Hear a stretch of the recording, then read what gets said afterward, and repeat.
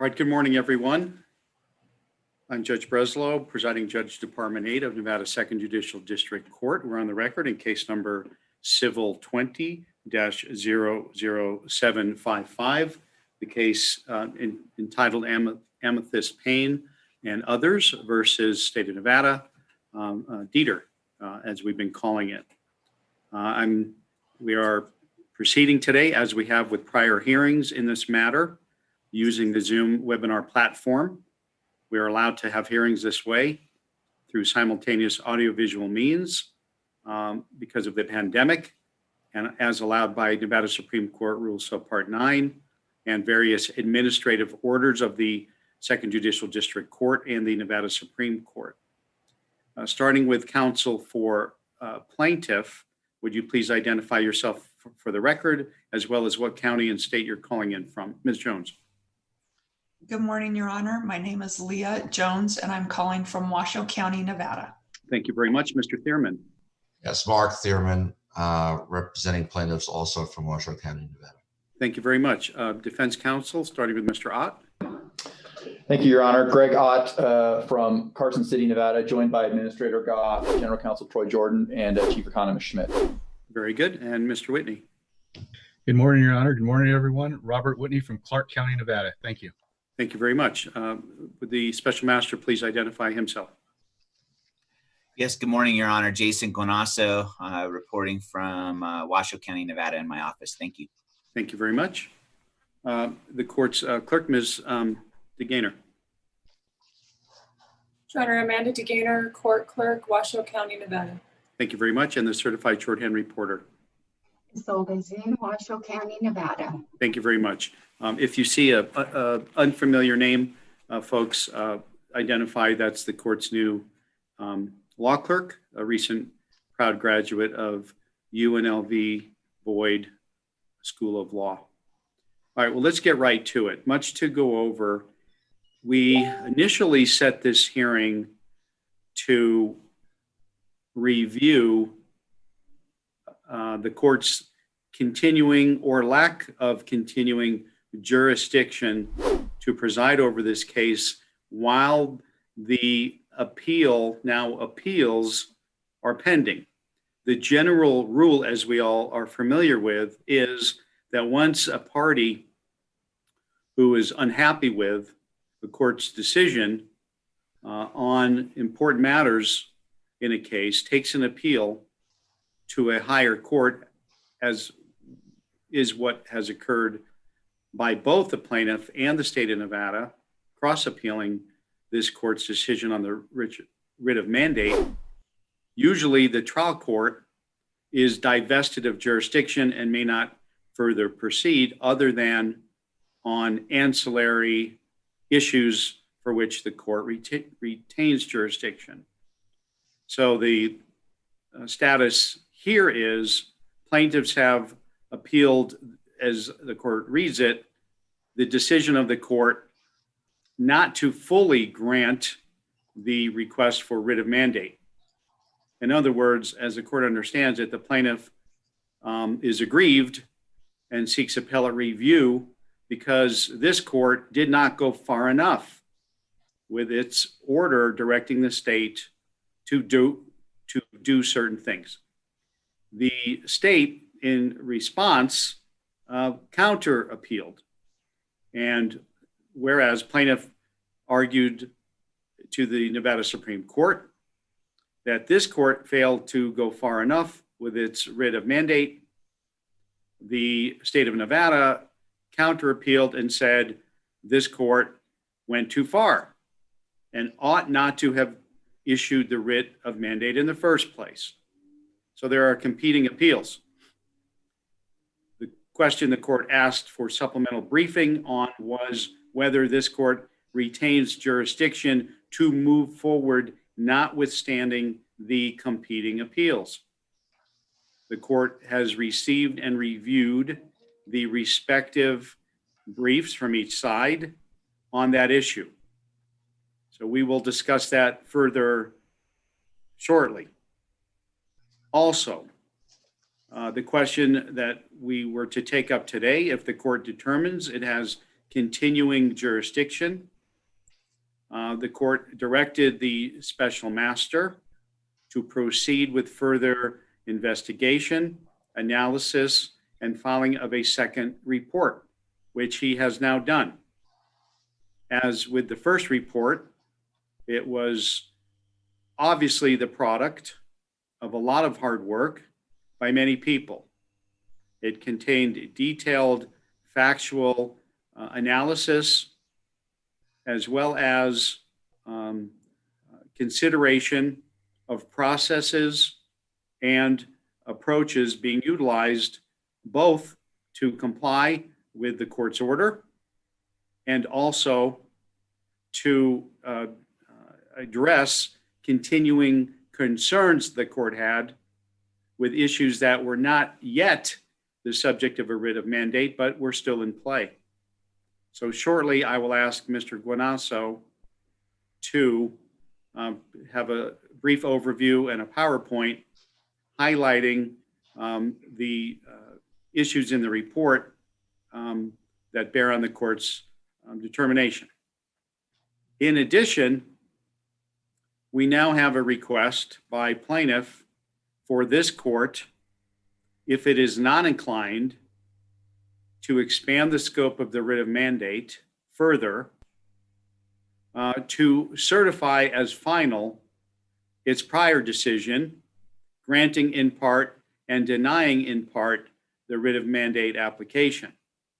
Thus, as the court understands it, placing the plaintiff in a better procedural posture to seek appellate review. The state has responded to that request and has taken a position that the court ought not certify its prior ruling as final. On the other hand, the court did review the state of Nevada's recent filing in the Nevada Supreme Court, and it looked a little bit incongruent.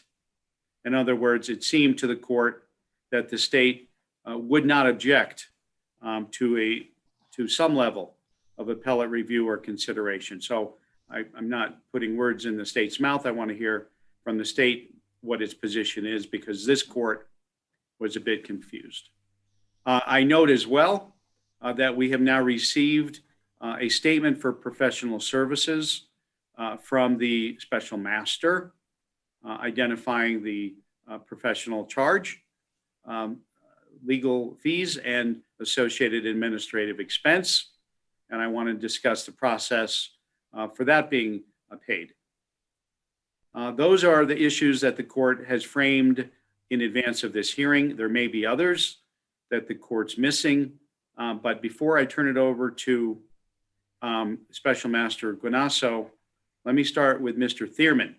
Did you expect that we would discuss this morning the issues that the court has just identified? Are any of them new to you, or is there anything the court, in your estimation, may have overlooked? No, well, there is also we filed a notice of contempt. I didn't think the court was going to get to it today.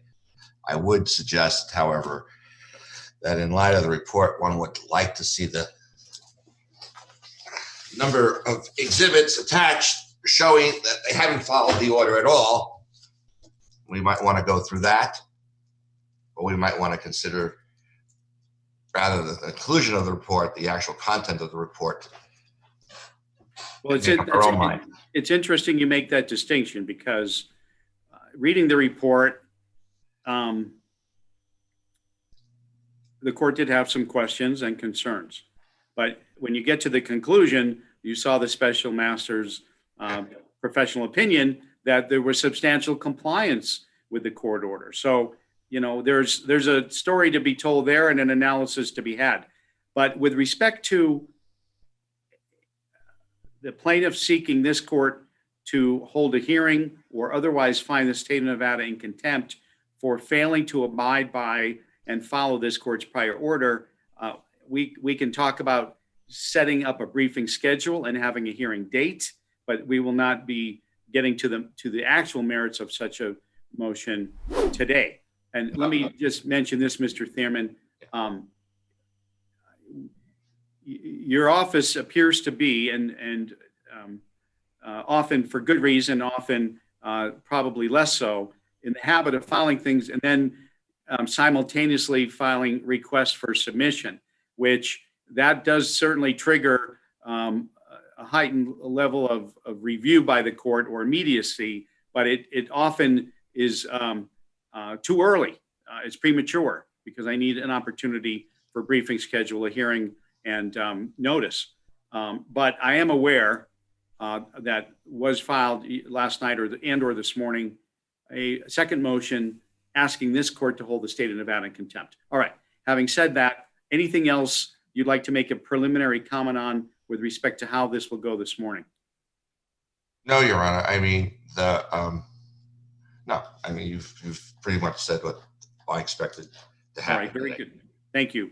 Mr. Ott, same question. Did I bring up issues that you were not anticipating we would discuss? Did I miss something that you thought we would handle? Realizing, of course, that your position is that Judge Breslow, you don't have jurisdiction to move forward anyway. So we can talk about anything you want, but you don't have the ability to actually do anything other than possibly determine how and when Mr. Guinasso is going to be paid. But having said that, what's your view? Thank you, Your Honor. The only thing that the court mentioned in its overview that was not in its scheduling order issued previously was the bill for services issued by the special master. I expect that the court would take up something with regard to briefing on that or some sort of scheduling. So I don't have an issue. Would say that with regard to the contempt, our understanding was the previous motion had been filed. The court had held that in abeyance and in effect set this status conference and assigned the special master to look into issues so that we could avoid that if necessary.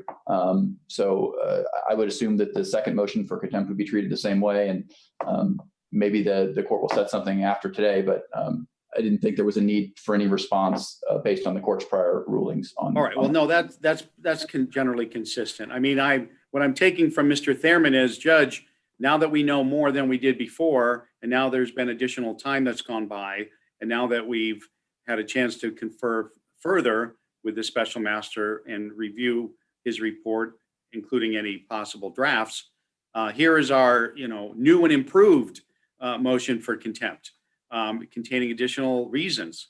But in terms of making a decision on that, no. In terms of giving the state an opportunity to respond in writing, have an actual set hearing on a order to show cause why the state should not be held in contempt, including from both sides briefing on what the available remedies would be for this court in the event the court found contemptuous behavior. That would all be part of the briefing. But that doesn't mean it would be held out in October. It just means it wouldn't be today. But again, that presumes this court has jurisdiction to hear matters like that at this time. With respect to the master's billing, let's start there first, and then I will give Mr. Guinasso an opportunity to present an overview of his most recent report. But let's just review procedure with respect to the payment of that bill or an opportunity to be heard on that. Recalling that rule, multiple screens going simultaneously here. All right. Rule 53, subpart G.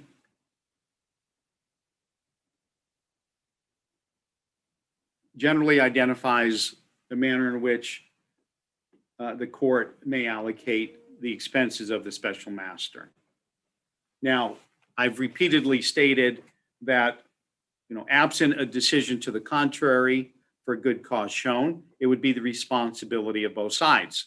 Mr. Thierman has taken a bit of the offensive there and already filed affidavits of financial hardship on behalf of the named plaintiffs in anticipation not just of this type of a dialogue, but any other issue requiring payment of fees or costs by the plaintiffs. So, Mr. Rod, it's not going to be a surprise when the plaintiffs ask this court to allocate to the state 100% of the responsibility to pay for the special master's fees and costs.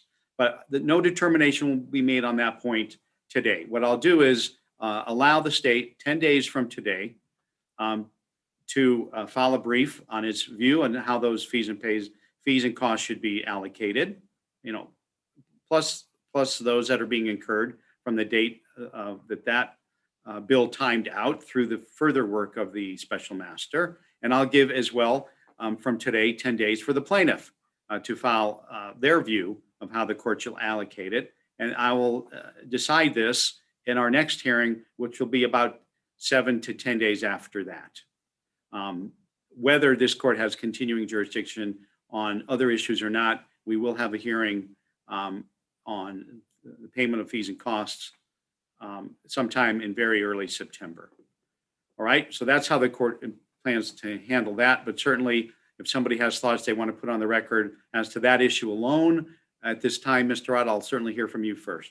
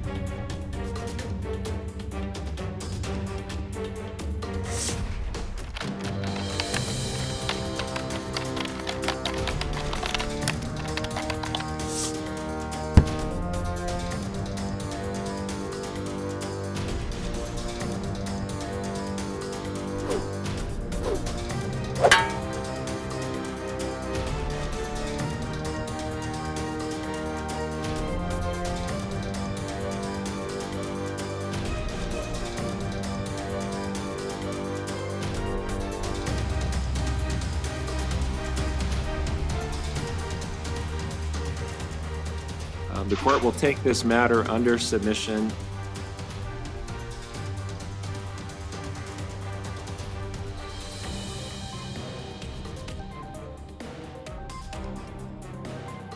This is the time set for your hearing on custody.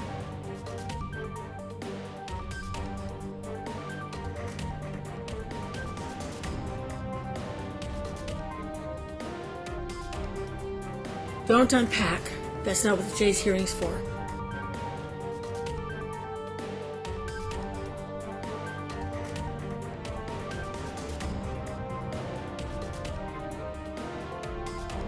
The likely result of that is you will be remanded into custody.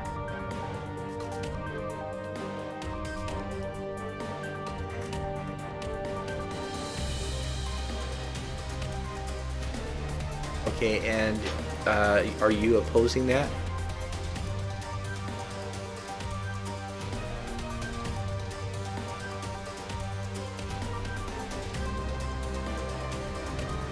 Counsel, your appearances for the record.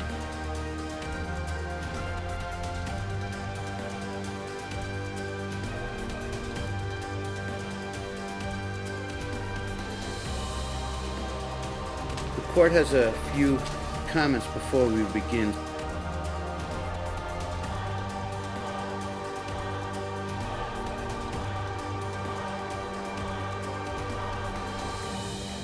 We are on the record in the matter, case D-505.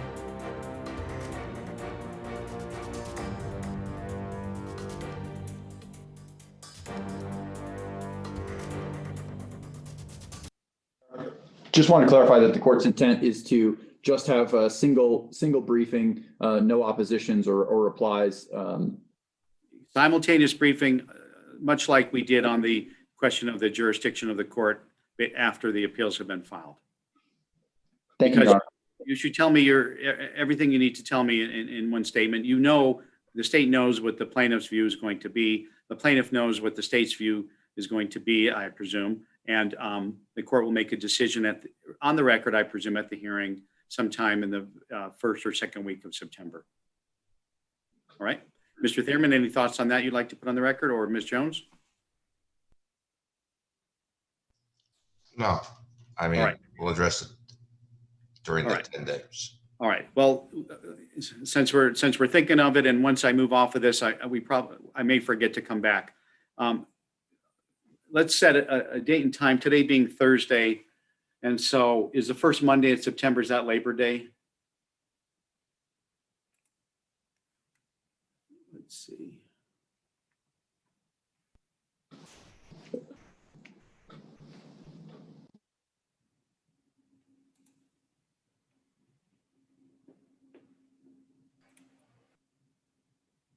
Okay, I see the 7th is Labor Day. So let's say by August 31st, Tuesday, August 31st, close of business, simultaneous briefs on your view of how the court should allocate payment for the professional services of the special master. And then let's pick a date and time for a hearing on that issue in particular, and to the extent there are other issues, if the court has continuing jurisdiction on other issues, let's set a hearing as well on those. So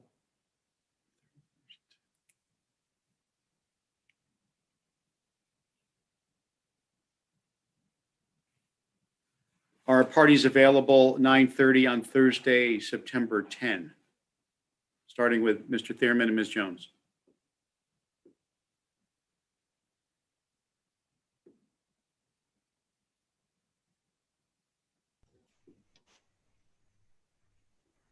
It's clear, Your Honor.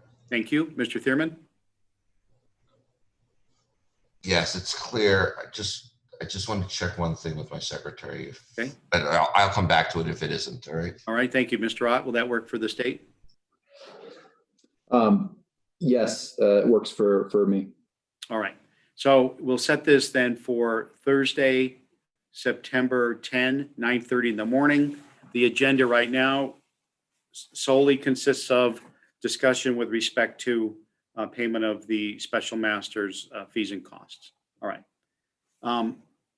Now let's move to Mr. Guinasso, if you would kindly give all parties and any attendees an overview of the work done, conclusions drawn, and recommendations set forth in the second report of the special master, which was just recently filed. Yes, Your Honor. Thank you. Can all the parties hear me just fine?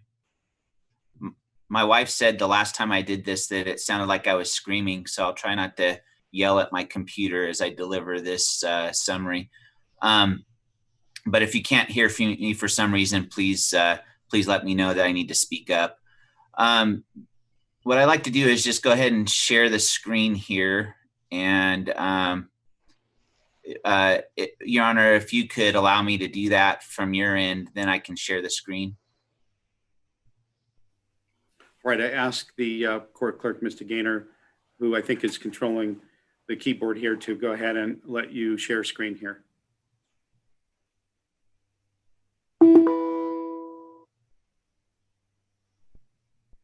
Okay, you should have access to share the screen now.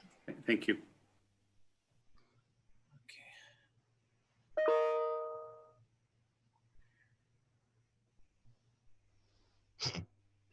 Nice family. Thank you. Sorry. Well, Your Honor, to begin with, I just want to let you know that the table of contents, I submitted an errata this morning because I made some mistakes in the table of contents. I filed that. So if you and the parties wouldn't mind inserting the new table of contents so it's a correct reflection of what's in the report. I just wanted to begin there so that you understood what I filed this morning and why. I structured this report to follow along with the court's prior order. You had asked, Your Honor, that I be your eyes and ears and that I prepare a second report that would provide an update regarding compliance with the court's writ of mandate, as well as progress being made on issues that were outlined by the court or for which there wasn't an order yet issued. So in furtherance of your direction, I worked with plaintiffs' counsel, several phone calls, emails, asking for information. I worked with claimant advocates.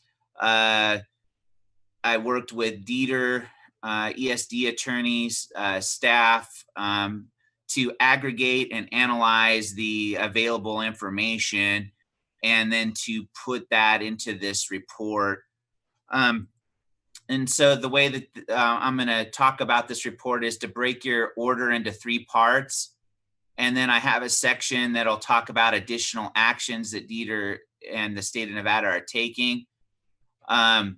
I had some observations and recommendations and conclusions, understanding that my role is only a fact finder role. My observations, recommendations, or conclusions are not pertinent to your ultimate conclusions, Your Honor, but for completeness, I provided those for your review and for the party's review and for the public. So let's start with the first part of your order, having to do with payments being paid. D.E.T.R provided an overview of the payments being paid. So if you'd look at page 6 of the report, there's a total number of unpaid P.U.A claims, 243,000. 963 total unpaid P.U.A with another program eligibility, roughly 53,292.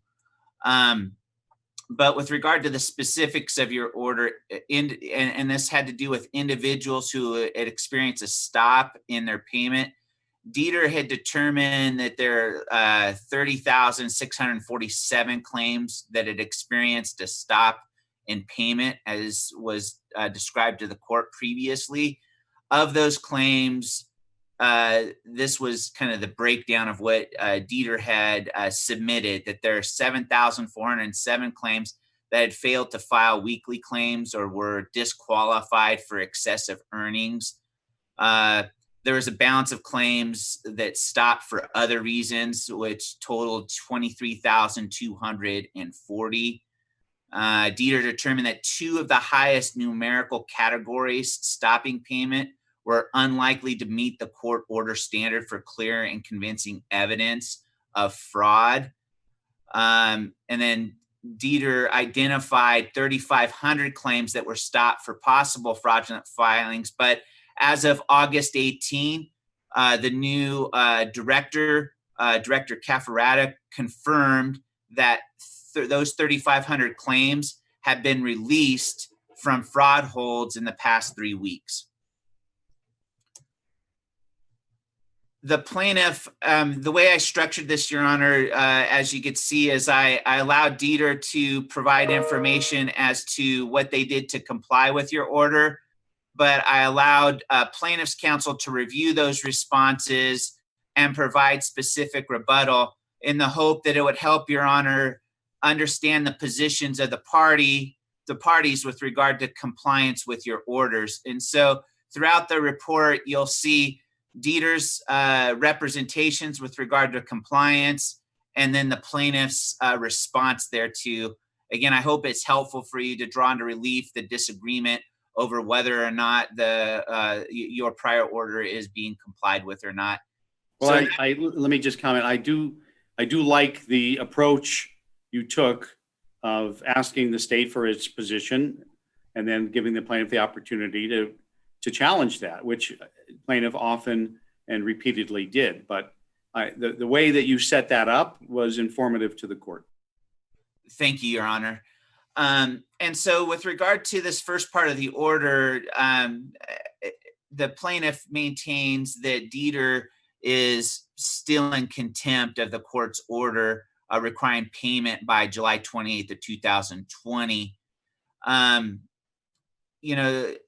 The plaintiff doesn't, or said that, D.E.T.R doesn't have the discretion as to whether or not to comply with your orders or not comply with your orders. Once you issue an order, they're required to comply with it. And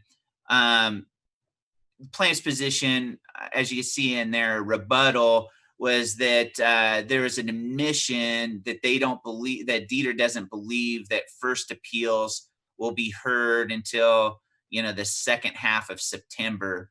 D.E.T.R, according to Plaintiffs also admits that there have been 53,292 claims that have other program eligibility.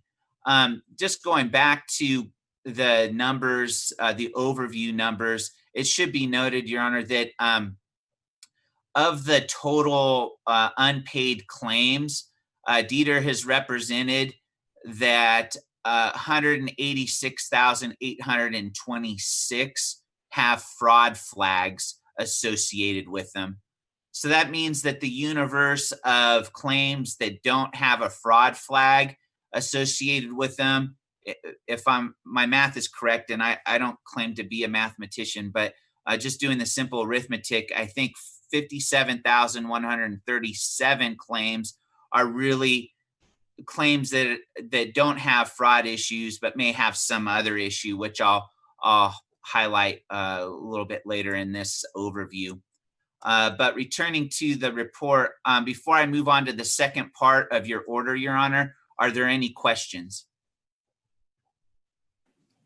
Here's the answer. I don't want to knock you off stride. I want you to get through this. I'm going to ask you to go back and explain a few things in the report.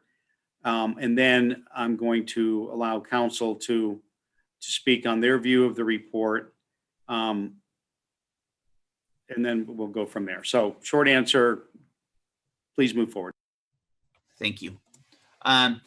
The second part of the report, or second part of the your order, Your Honor, starting at page 13 of my report, really had to do with covered individuals and whether they were being paid or not. And there was an issue about how coverage would be defined, and you provided clarity as to how you wanted that to be defined. And I think the Department of Labor in UIPL 16-2 changed to clarified some of the eligibility definitions consistent with your order. And so with that in mind, D.E.T.R stated that there are no claims that are currently unpaid pursuant to the claims addressed in your order and under this UPL. D.E.T.R represents to the court that payments have been denied when their income exceeds the weekly benefit amount as required by DOL guidance. In response to this, the plaintiffs do not know who or what level or what was asked of D.E.T.R. I just represent to you, Your Honor, and to the parties that, I was very straightforward, and I just asked D.E.T.R with respect to each part of your order to submit everything they had that would demonstrate compliance with each part of your order. And I went back to the last hearing where they had submitted a supplement. I started there and crafted that into the report, and then asked D.E.T.R, is there any update that you'd like to give with respect to how you've complied with this part of the order? And they provided updates for me. And so what you see in this report is a reflection of that process. So I hope that at least clarifies to plaintiffs who or what level or what was asked of D.E.T.R. Because, again, I didn't want to make this overcomplicated. I just wanted to be very direct per the court's order, per the court's direction to monitor compliance with your order.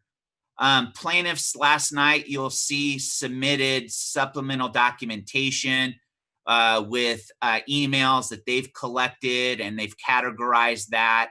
That was not a part of my report. I did invite plaintiffs to collaborate right immediately after the last hearing and to provide whatever they thought was pertinent to include in the report.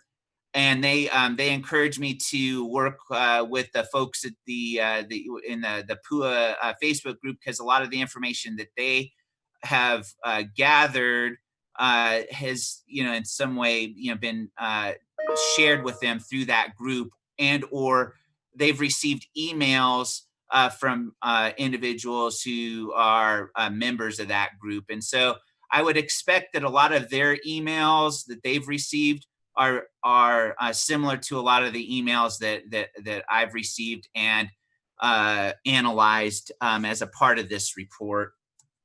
Moving on to part 3 of your order, Your Honor. You wanted us to examine the progress made on other issues and determine if, and you want to determine later if other further relief is necessary. You wanted to specifically know the status of resolving the UI P.U.A. loop or the dichotomy that existed. And if you recall from the last hearing, D.E.T.R had identified 4 possible ways to expedite the processing of these individuals. The first means having pay people before determining eligibility. They explained, and this was outlined in my previous report, that that's not a legal option, and the court agreed that option was specifically prohibited by the Department of Labor and wouldn't be a remedy that this court would consider in light of the current state of the law as articulated by the Department of Labor. Well, that really, I mean, I think we all know that never really was a serious consideration by the court. Everyone's aware there has to be at least preliminary determination of eligibility before benefits can be paid, but I'm glad you noted it. What was the next issue? The next approach to solving this particular problem was to expedite the determination of eligibility by assigning more resources to existing process. The third approach was to undertake efforts to reach an eligibility determination earlier in the process. And then number 4 was to improve processes to accelerate determinations for individuals whose P.U.A. UI eligibility is initially unclear and may have to undergo multiple eligibility determinations.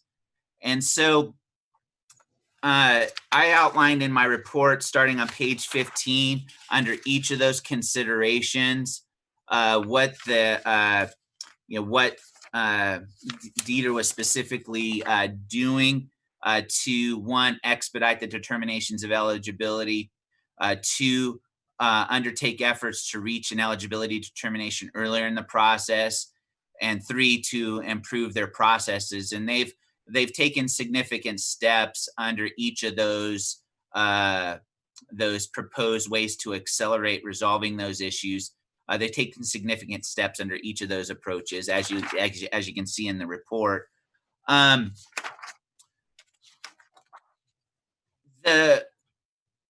In order to kind of understand what is occurring from the claimant's perspective, and then to have D.E.T.R make sense of what is being complained about by both the plaintiffs that are part of this action and those who would be impacted by the court's orders regarding the plaintiff's action. I spent some time with D.E.T.R. If you recall, at the last hearing, D.E.T.R had taken some preliminary information that was a part of Appendix 1 and 2 of my last report and did an initial analysis and came to some conclusions about that small sample size. And so, but in speaking with them, they'd said that the way that I had set up that database and the information was unwieldy for them and took a lot of time to work through. And so I worked with them on developing an Excel template that would be efficient for them to review and analyze.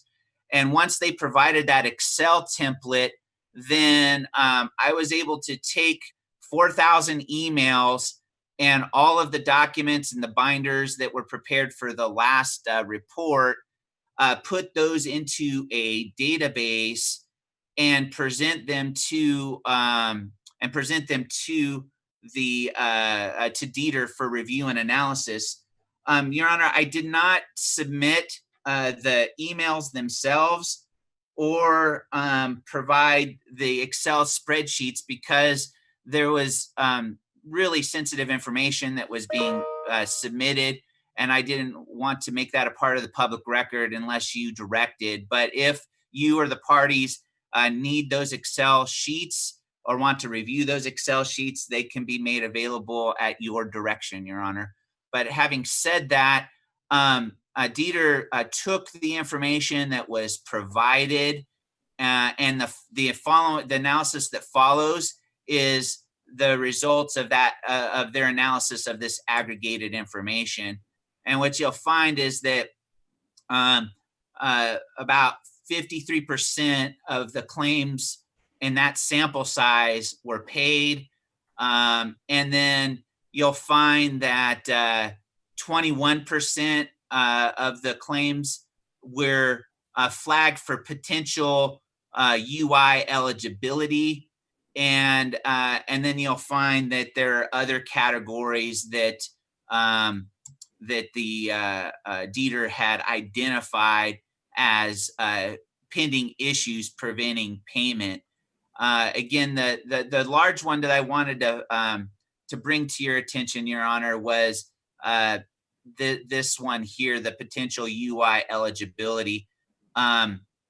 This goes into some of the discussion we're going to have about the that we've been having about the UI P.U.A loop and some of the issues of getting people paid that are caught up in that loop. But in talking with counsel for D.E.T.R, we were both, I think, encouraged by how the data that's reflected in this and the analysis that resulted from the data that was provided is really consistent with the smaller sample size, the findings from the smaller sample size that was presented to you at the last hearing. And we're encouraged that this breakdown is consistent with a lot of the other reporting that D.E.T.R has provided regarding claims that have been paid, claims that have not been paid, and the reasons why. Of the claims that were looked at, there were some were being investigated, and classified special project. There was two-factor authentication issues that were identified, and others that are self-explanatory in the chart. And these charts are self-explanatory as well, so I won't spend a lot of time on them. In response to this information that was analyzed and reviewed by D.E.T.R, plaintiffs responded that that there were 385 claims that have a monetary eligibility claim or sufficient wages for UI eligibility, calculated about 66%. 90 have existing ineligible UI claim, but have sufficient wages to qualify for UI now, as additional wages have been reported since the ineligible UI claim was created.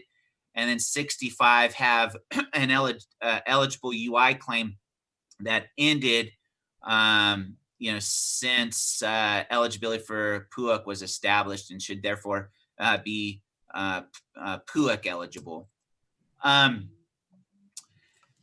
One of the follow-up questions that you wanted addressed as a result of your prior order was, what steps have been made to move first filers to the front of the line?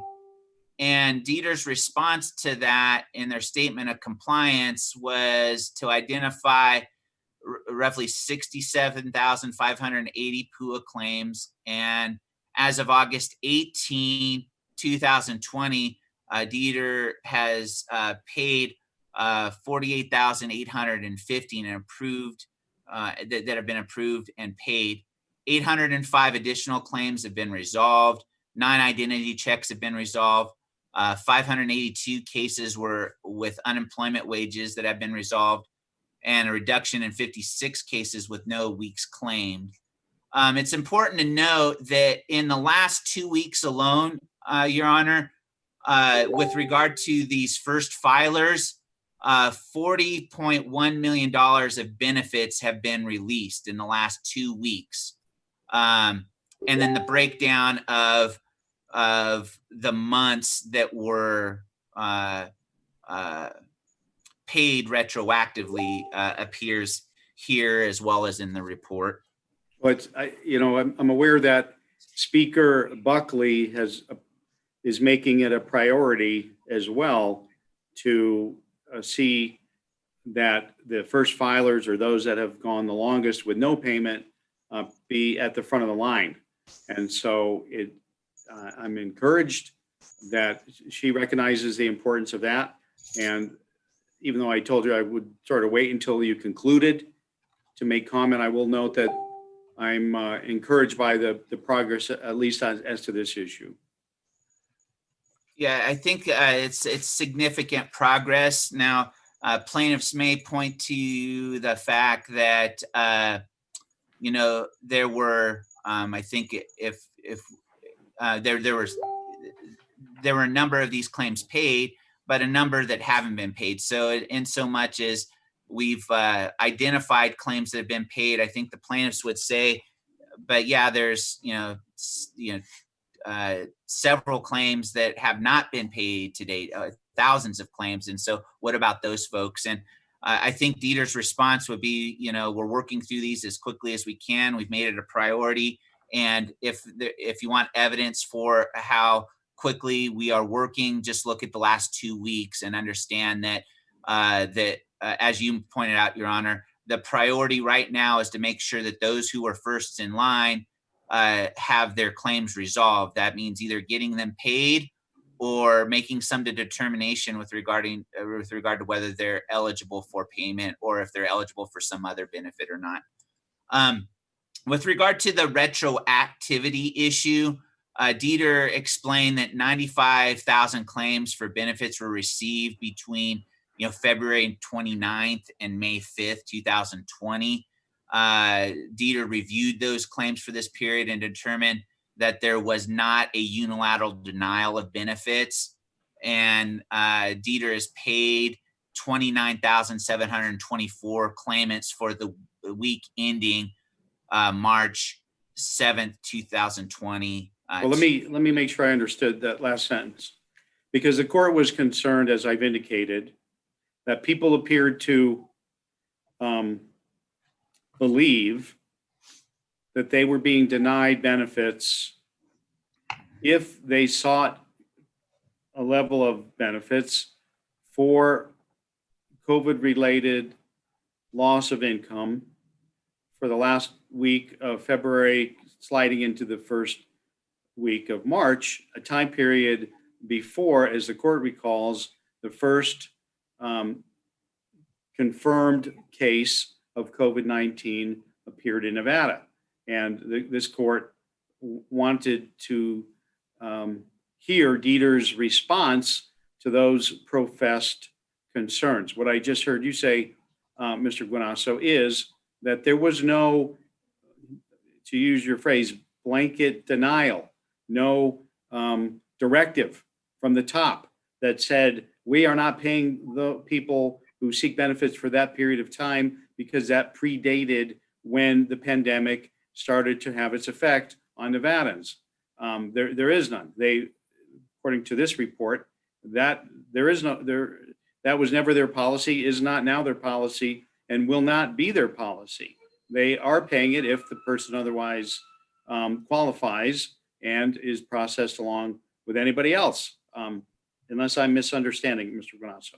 No, you're not, Your Honor. And I think the key terminology is in looking at this relevant period, D.E.T.R's merely looking to make sure that there's a COVID-related reason for the job and wage loss. Well, and look, that applies to everyone, but it's a little trickier, admittedly. I'm going to just use some common sense here.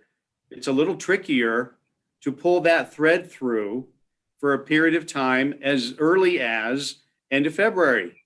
You have to convince the reviewer, convince the state that that's a relatable claim. But my concern was that the state is not uniformly denying or blanket denying claims merely because they had a date in mind, and those that saw benefits prior to such date automatically would be denied. You've explained to the court that D.E.T.R advises you that's not the case. Now, does that mean they're doing everything else the way the court expects them, hopes them to, consistent with the law, or otherwise doesn't invoke any challenges from the plaintiff side of this lawsuit? No, it just means that you've convinced the court at this point that D.E.T.R is treating those claims like any others, reviewing them for eligibility and making a determination as best it can. Yes, Your Honor. Thank you. And, my report is only as good as the information that I've received. And I take D.E.T.R at its word, as I do the plaintiffs and others who have provided me with information, that they're providing me with information that's true and correct based on their best knowledge and ability. And that's, I didn't do any independent review, and time would not allow, for me to be an investigator with that as a mandate. I think the court's mandate was for me to report what is happening based on what the parties are representing, and not to, try to verify each and every one. Because again, my best information. 100%. We don't have the luxury of the time or the resources sufficient to have you or your staff or someone else do a quality control of what they're telling you. But they're aware, both sides are aware, that the court has indicated that it's expecting cooperation from both sides with your reasonable request for information to assist in the report and to assist in having the court understand the issues better. So yep. It's clear to the court you've accepted the representations. Now, having said that, it's not lost on the court that the plaintiff has some concern that the information you're getting, while the person communicating it from the state might be accurate to the best of their ability or thinking, the plaintiff has indicated in their response, as the court saw, that sometimes the court's getting different numbers, or that you're getting different pieces of information on the same subject, and it's a bit incongruent. And so, that's, but I don't see in your report anywhere where you're suggesting that anyone is specifically or intentionally hiding the ball, or otherwise trying to be disruptive or non-cooperative in your job task. To the contrary, you're indicating that each side is trying to provide information to help you do your job. So that's my takeaway. Yes, Your Honor. And I want to highlight that last point, and that is both parties, plaintiffs as well as the state, have been exceptionally generous with their time and their effort to get me information that I've asked for. And I, at whatever time, I'll ask for the information at 5 a.m, 11 p.m. I send emails at all hours of the day, trying to get, answers to various questions. And without exception, I get responses within an hour, and the assistance I need. The only, only when there's like a difference of opinion as to who's the best source of information, has there been, a further discussion of what's needed, and plaintiffs in that regard had pointed me to additional sources of information, with regard to their clients and some of the issues that they were having. And plaintiffs represent to me on this issue that there are still claimants who believe they're experiencing this retroactivity issue.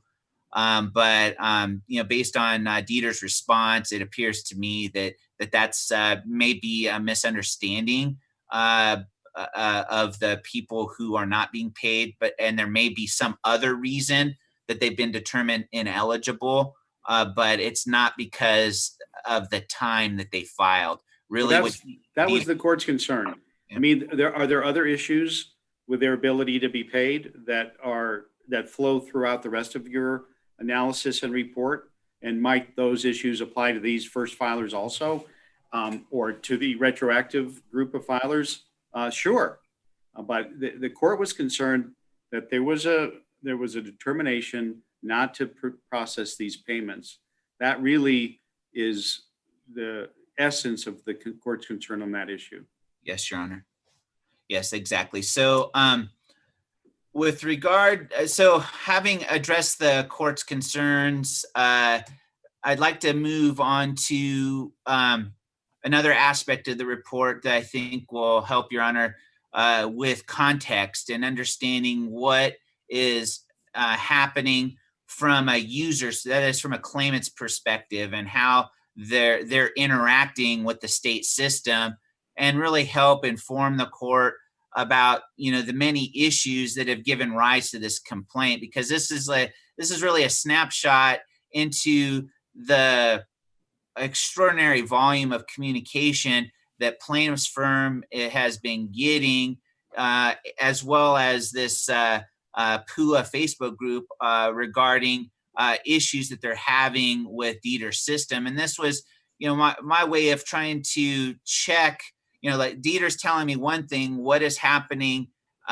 you know, on the ground in the real world. And admittedly, well, and in real time, right? Isn't that another concern, that there might be a lag between what you're hearing from the state as they have matters presented to them, look into them, attempt to redress them, and then report back? There's a lag between what people in real time are experiencing. At least that was the sense the court got from reading your report.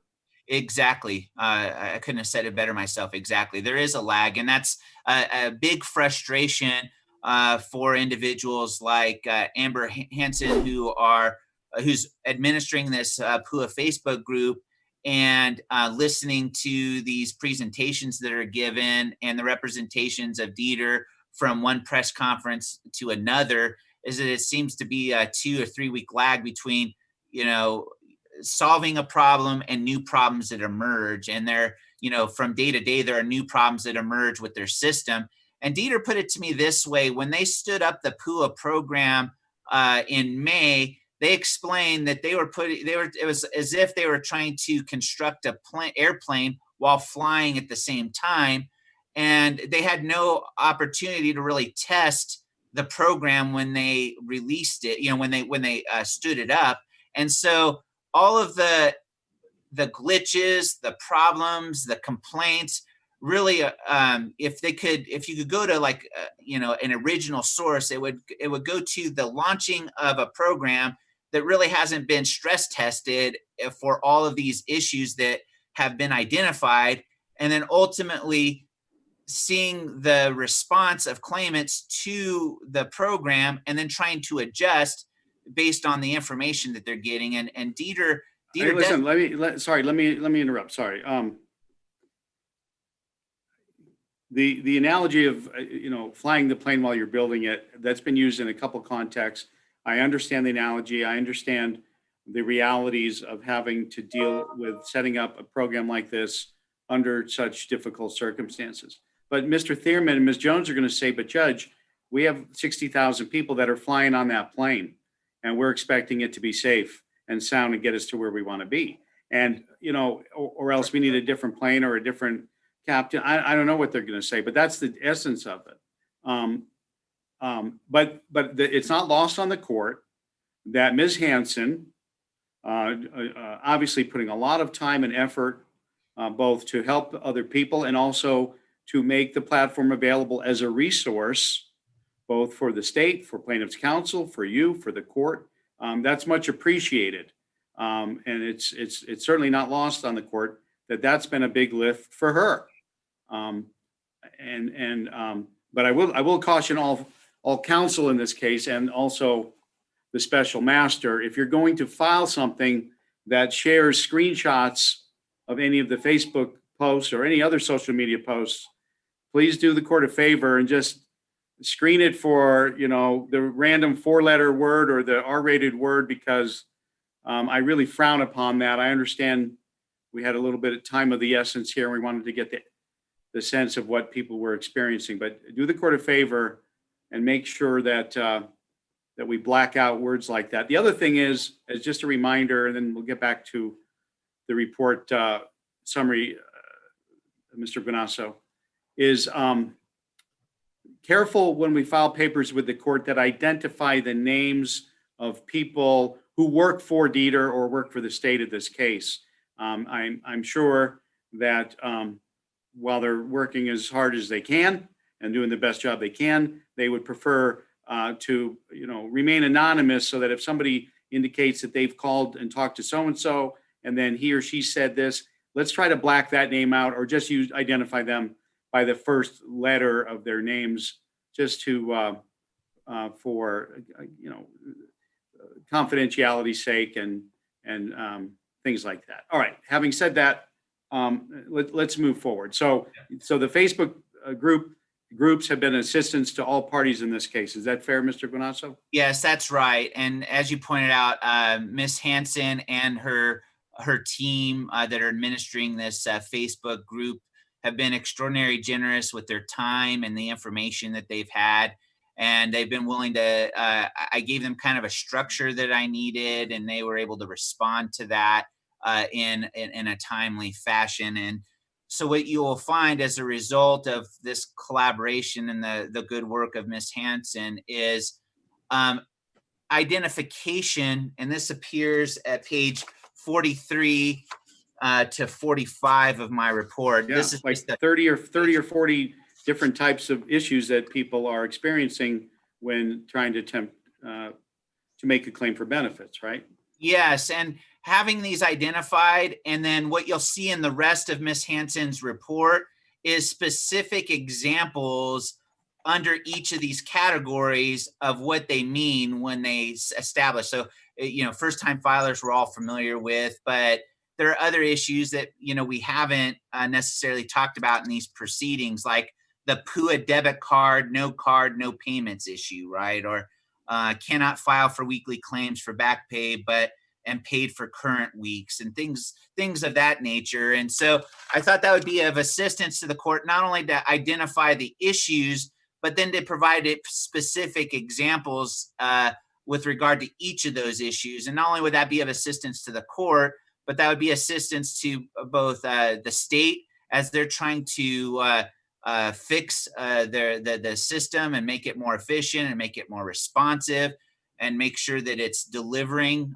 benefits to those eligible individuals who file claims, as well as to plaintiffs' counsel, so that they could better articulate, the issues that their clients are having, with the system, and proposed remedy to the court. And so I won't go through the details of Ms. Hanson's report, which I think is excellent and speaks for itself.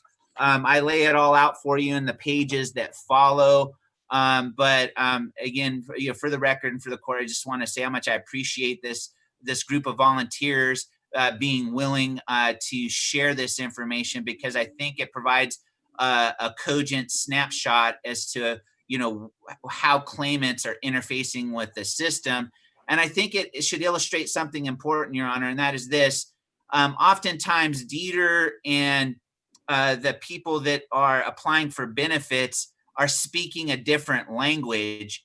And so in so much as this report can help translate, between, D.E.T.R's understanding of their program processes and solutions to various problems, I hope that I can translate that to, what the claimants are experiencing and vice versa. And I think, that's what Ms. Hanson was trying to do as well, as be a translator, so that we could understand, so that the two parties can understand each other and begin really working on solutions that will solve the actual problems that people are having in the system. Okay, hold on for just 1 second. Ms. DeGaynor, can you hear the court? Yes, Your Honor, I can. Would you please, all right, would you please email the court's judicial assistant and ask her to move the hearing that I have tentatively set this morning at 11:30 on the preliminary injunction matter that the court received yesterday to 1:30 this afternoon, and see if the parties are available to participate at 1:30. And then after you hear back from the court's judicial assistant, even if we're in this hearing, please let the court know what the status of that is. Thank you. All right, Mr. Guinasso. Thank Please you, Your proceed. Honor. I'll go ahead and wrap up now. Again, I'd encourage those, the parties and the court. I know the court's already looked at what Ms. Hanson has provided to take a look at that, because for each of these issue areas, there are cogent examples that are worth consideration. For how to make sure that the remaining eligible individuals who have not been paid to date get paid. That being said, I wanted to give you some context before I move on to my observations and recommendations in conclusion.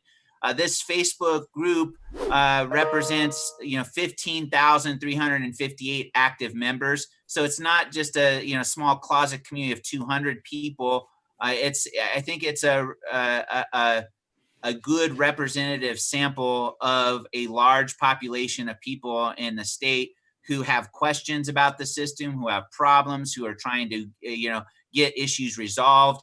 And I think it's notable that that they've had to resort to this outlet to be heard, because the current system, the state system, has been so overwhelmed that I don't think that the individuals who have issues feel like their complaints and their issues are being heard. And so this provides a platform for that to happen. And I'll just leave it there for the time being and move into my observations and recommendations. And first, I think with the issue with the UI P.U.A loop, as I point out, there was a policy choice made to have a UI system and a separate P.U.A system. And if a person didn't qualify for UI, to send them to P.U.A, and if they didn't qualify for P.U.A, but all of a sudden had some eligibility for UI, to send them back to UI. And I think Speaker Buckley has identified this as an issue as well, that having a way to manage these claims from start to finish, and to make sure that there are no interruptions. So if you have a person, like I had an individual who is a pianist who performs in the casinos down in Las Vegas. He's an independent contractor, works based on the shows that he has, and was receiving benefits as a result under P.U.A. But between the time that he started receiving P.U.A and the time the second quarter began in July, he picked up some work teaching piano lessons. And he was making roughly like $62 a week. And as a result, he accrued UI eligibility. So that disqualified him from P.U.A and required him to go back to UI. And it seemed like that's a scenario. The reason why I give that fact pattern, because that's a fact pattern that repeats itself quite a bit as people are trying to make ends meet. And the disqualification ultimately results in a loss of income, and then requires not only a reapplication to UI, but then an exhaustion of whatever's in UI, which is usually pretty de minimis, and then a reapplication to P.U.A for additional benefits. And that process can take weeks, and indeed sometimes, with some of the examples, months. So that's an issue that I think, Your Honor, when you raise the issue of the UI P.U.A loop, it's something for you and the parties to maybe discuss, and certainly something for D.E.T.R to look at. With regard to well, let me just hit the pause button on that issue. I just want to remind everyone again on this hearing or observing this hearing what the court's role is. The court's role is to determine whether the state failed to do something which the law requires it to do, or is doing something which the law otherwise would prevent it from doing. And, it's more nuanced than that. There are criteria, there's a standard this court must apply in making that determination.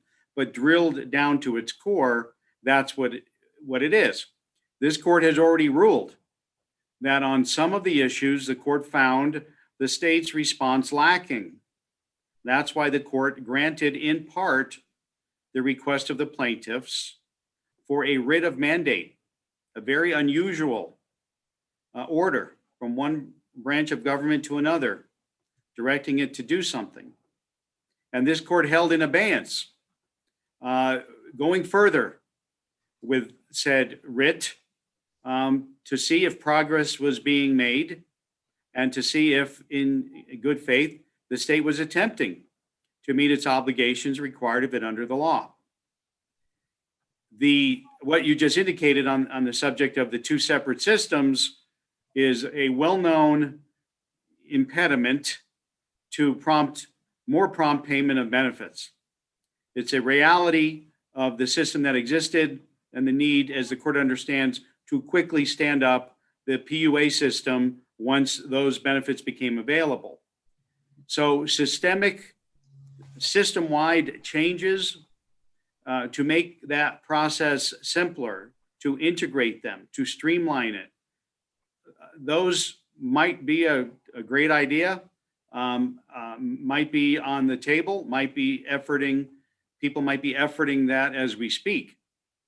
But the court, from the court's perspective now is, does that make more likely or more necessary or more justifiable a further writ of mandate, or does it not? Or as Mr. Thierman will certainly argue shortly, that's great that that's happening or likely to happen, those changes to integrate, but people need their money now.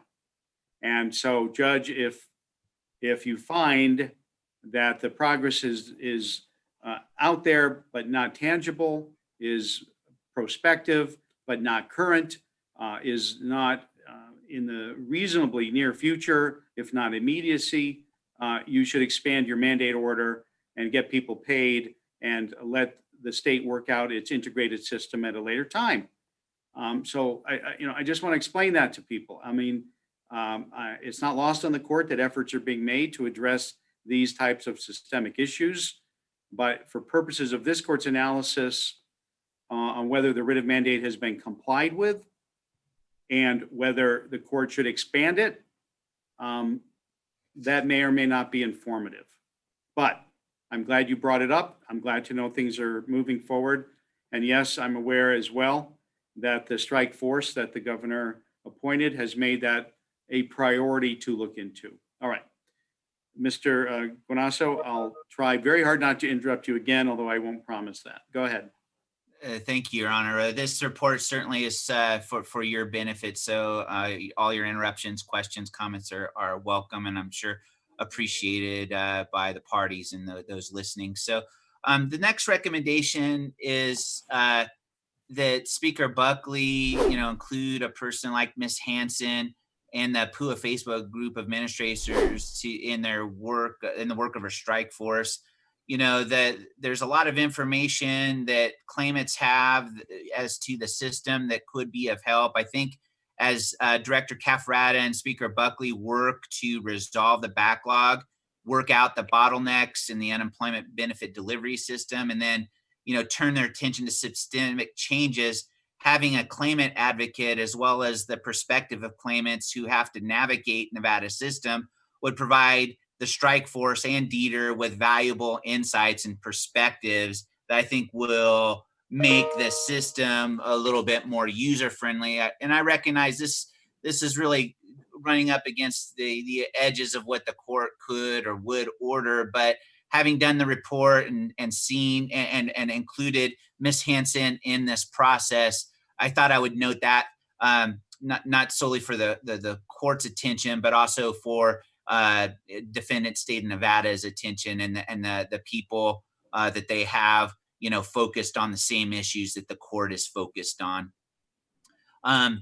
With regard to my third recommendation, Your Honor, I just want to reiterate the concern that I raised in the first report regarding due process rights of claimants who have had their claims denied. There have been roughly 70,000 claim denials. And of those claim denials, there have been 7,787 appeals.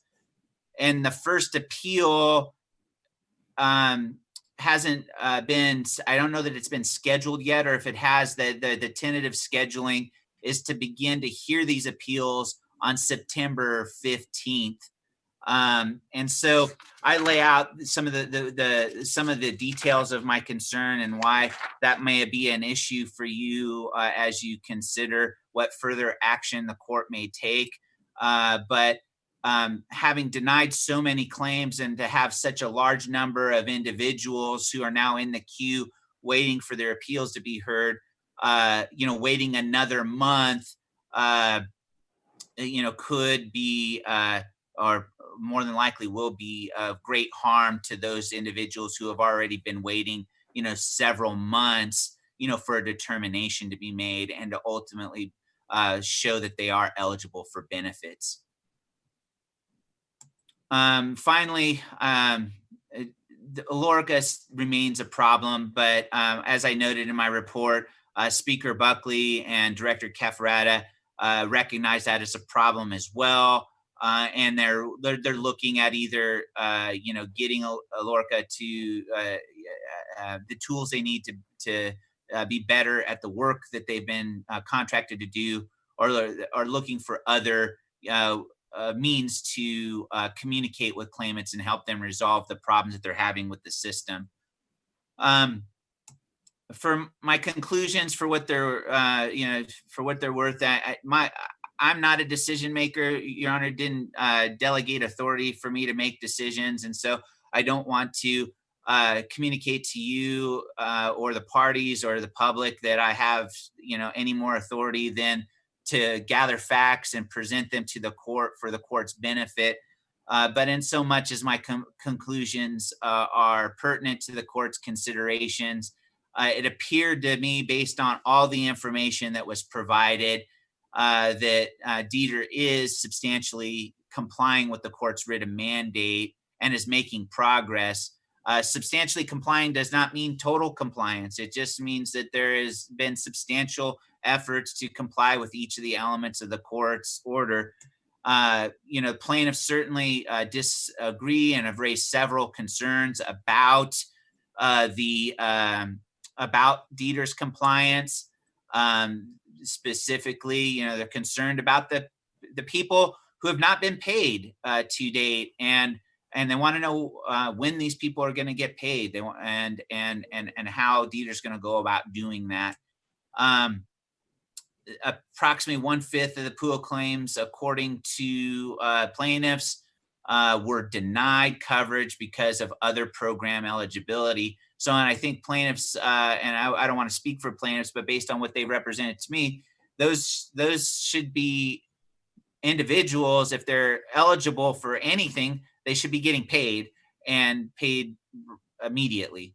The backlog and unpaid claims, that being said, Your Honor, the backlog and unpaid claims has been substantially reduced, particularly over the last 3 weeks.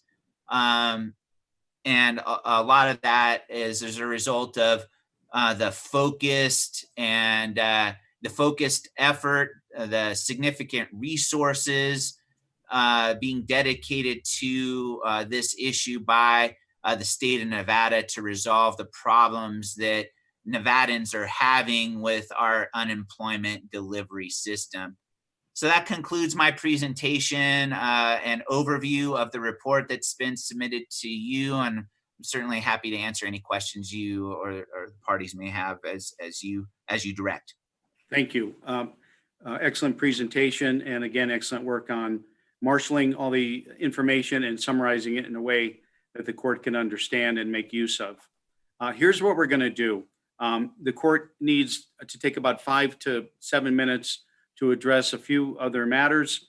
We're going to go off the record and be in recess for that time. When we come back, I'll hear from plaintiff counsel in response, briefly to what the special master just reported. Then I'll hear from the state. Again, I don't want to turn today into a order to show cause why or why not the state should be held in contempt. I want to get your sense of your response to the to the master's report and findings. But then I want to move to jurisdictional issues and see where that takes us, because we could spend a lot of time on this report and what it means, whether this court should expand, deny, or leave intact with no change its prior writ of mandate. But at the end of the day, this court needs to be assured that it has the right to continue overseeing this case in the current posture. Your So, before we take our break, I want to mention just two things, and it's not substantive. So go ahead, because I've got a few fires I need to put out. Go ahead. I don't know if the entire report has been uploaded to the court's docket, only the first 75 pages. I think we've got the entire report, but I'm not sure it's all been uploaded to the court's docket. I think it's only the first 75 pages, unless there's been a supplemental. So if you're talking about Mr. Guinasso's report? Yes, yeah. So Well, if I'm wrong, I'm wrong, and if I'm right, he can go correct it. All right. Well, we can ask break. the court clerk to check that and report back here after the break. But I reviewed what I consider to be. I know. I can tell from what you said, you hadn't seen the whole thing, but. Okay. And what you said, you had two things. What was the other? Yeah, thing? the other thing is if you would upload or share his slides, I appreciate it. So the slides will be separately filed as well after the hearing is over. All right, we'll be in recess until approximately 5 minutes before 11, and we'll proceed at that time. Thank you, everyone. Thank you, Ron. Okay, we'll go back on the record. So I'm going to first hear from Mr. Thierman and then from the state, presumably from Mr. Ott, to make any comments, observations, or responses to what you just heard from the special master or any of the court's questions or comments related thereto. But I just want to remind both sides here. It's not lost on the court that the plaintiff has filed a renewed motion or a second motion seeking an order of this court holding the state in contempt for not fully following the writ of mandate. So, this hearing in part was designed to inform each side about what the efforts were of the state to comply and what efforts were made on the issues that had not yet been ordered as part of the court's writ, and then to see if an order to show cause hearing might be needed. Now, the plaintiff has already apparently made that decision. They didn't wait for this hearing or this report and the summary. They decided yesterday and this morning to advance that. So, I'm aware of that, Mr. Thierman, that the plaintiffs still have serious concerns with full compliance on the areas that the court has ordered, as well as concern that the court should expand its writ order to encompass more buckets of people who have not yet been paid. So you can confirm that in a moment and also make any other observations you want. But I do not want to turn the rest of this hearing into all the reasons why this court should hold the state in contempt. That will be, if ever, at a later hearing after we notice it, and each side has a right to be heard in writing, and then at the hearing. And that's only if the court decides that it has the jurisdiction to even proceed with that. All right, that having been said, what comments or observations would you like to make on behalf of the plaintiffs with what you just heard? I think I'll let Ms. Jones talk first, but I will say that the criteria for contempt is very different from the criteria that you asked us to address today, which is how well are they doing and is there a need for further relief? And that criteria, I think the facts may overlap, but the standards are different. So let me turn it over. And in response to that, just remember this, the court's prior order of mandate left open the possibility that this court would expand it. That's right. Based on further developments, and the developments are coming fast and furious. And depending on your viewpoint, they're heading in a good direction, a positive direction, an earnest direction, or they're not. They're not moving fast enough, grabbing enough people, or addressing some of the more serious issues that have arisen in the way the state administers the benefit program. So, but yes, whether somebody is in violation of writ of mandate and can be held in contempt, that's a different standard. Okay, Ms. Jones. Thank you, Your Honor. We just wanted to point out some glaring defects or misrepresentations from D.E.T.R as described in Mr. Guinasso's report. The first thing I want to talk about is that the court's order stated specifically that when looking at a claim, that D.E.T.R had to consider time prior to Governor Sisolak's order on the shutdown. D.E.T.R says that there were no mass denials regarding that date issue, and that if there were, that's not happening anymore. However, I have plaintiffs have received multiple tens of hundreds of representations from claimants. One, Michelle L., dated 8/7/20, that says, you are being denied. You are not eligible for P.U.A. for the dates noted. The state of Nevada did not have any job closures or shutdowns prior to 3/6/20, and the stay-at-home declaration was issued on 3/17/20. This denial was dated 8/7. So when D.E.T.R says that there wasn't a mass denial for that reason, or people aren't getting denied for that reason, to this day, people are still getting denied for that reason. The second thing that was specific to the order is people that have not received eligibility, or they wouldn't be paid immediately if if D.E.T.R could provide clear and convincing evidence of fraud. In Mr. Guinasso's report, D.E.T.R states that some 30,000 people were unlikely to meet the fraud standard. It's not an unlikely standard, it's a clear and convincing standard. And the issue with that fraud issue is that we don't know why they have been tagged as fraud. It might be something simple as an IP address.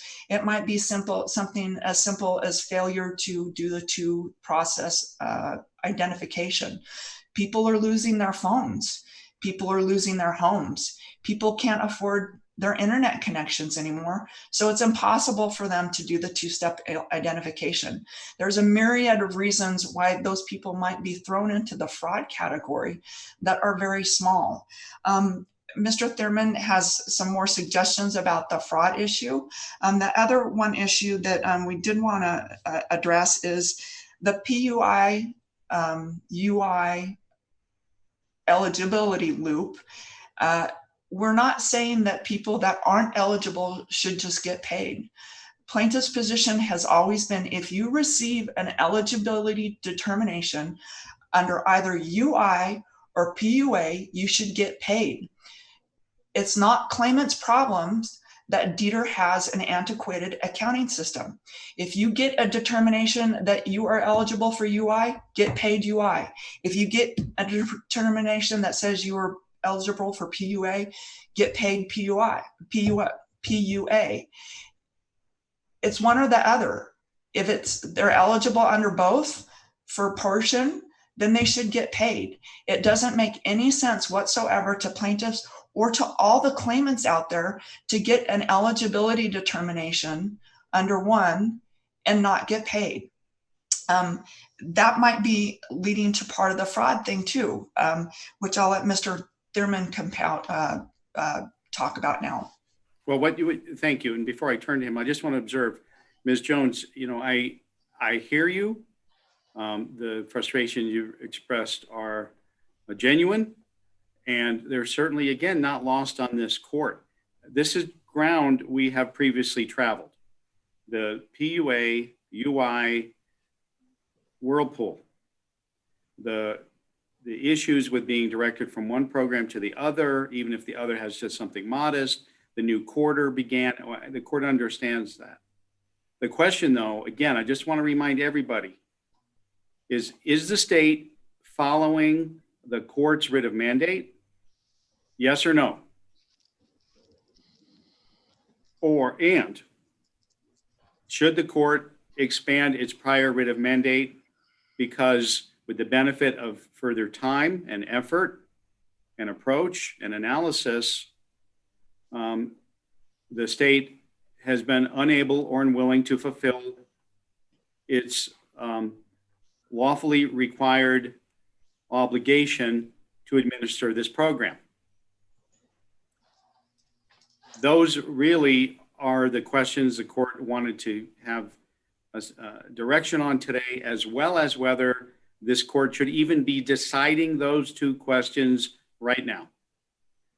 The fact now, you did bring up a point I was not aware of, and that's apparently as recently as 2 weeks ago, somebody got a letter denying benefits, or an email denying benefits, under the stated reason that the period they sought benefits for was before the governor's declaration. Now, if that's more than a mere one-off, that would be of concern to the court, because that's, inconsistent with what I'm hearing and inconsistent with progress that I understood was being made. Now, you used the term misrepresentations or falsehoods. I forget the words. I'm going to assume that nobody on the other side of the caption here would knowingly or willfully do that. They might be misinformed or misunderstood or have data that's, there's a lag time. But, I'm not assigning to anybody here intentionally providing information to the court or to the special master that they know to be inaccurate or untruthful. So those are some comments. Mr. Thierman, what about the fraud level? It's of concern to the court that that people that I ordered to be paid, unless one of these categories apply to them, where payments had started. And I want to remind everyone, it's for those that had payments start and then stop. It's not those people, I'm not in the bucket yet of people who have never had payments begin in the first place. It's payments begun and then be stopped. Then I have the, you can't do that state unless one of the following 3 or 4 things apply. So, Mr. Thierman, that's, it's of concern to the court that there seem to be many people still unaccounted for in that regard. What are your thoughts? Well, my thoughts is that you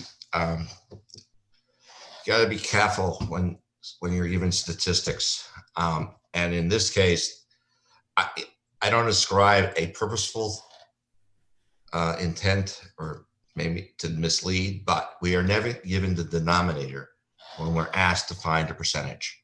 And you can't do a percentage without the denominator. What do I mean by that?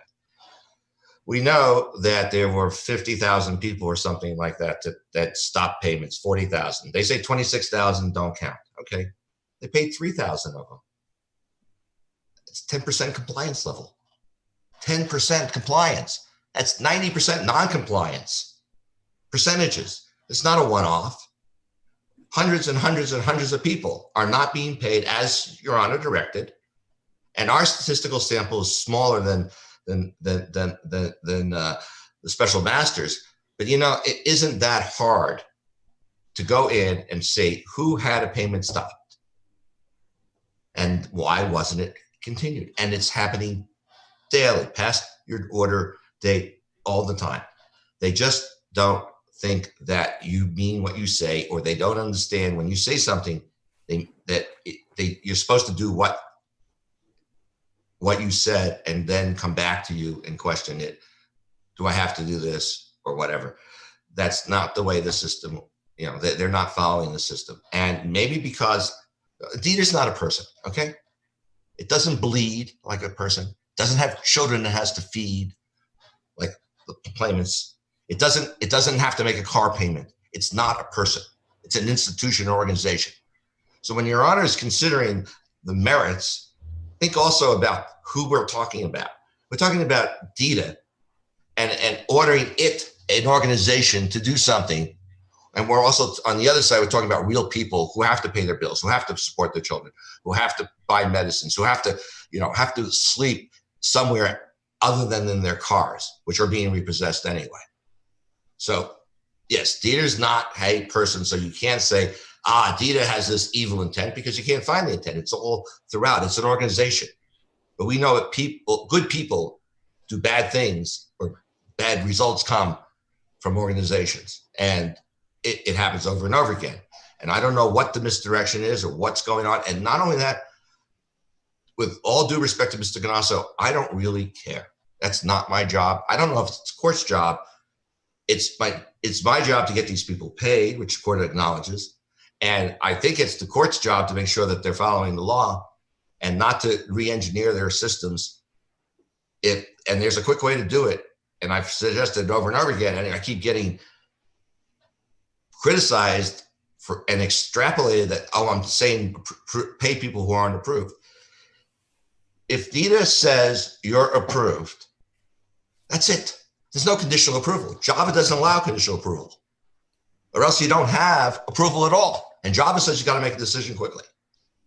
And you can't say, well, we're going to stop your P.U.A. because there's a possibility of UI eligibility. We don't use the word possibility in our letters. We say you are eligible. And then not give them UI, because you just said it. It's an estoppel. And yes, D.E.T.R can change its mind all day long. Look at page 31 of the report. They go from 230,000 to 91,000 claims. That's a pretty dramatic mistake, okay? Oh, we didn't mean it. Well, I'm sorry, you got to take people at face value. You have to take an organization, especially a government organization, on what they write. And if they say you're eligible until you have a due process hearing and say otherwise.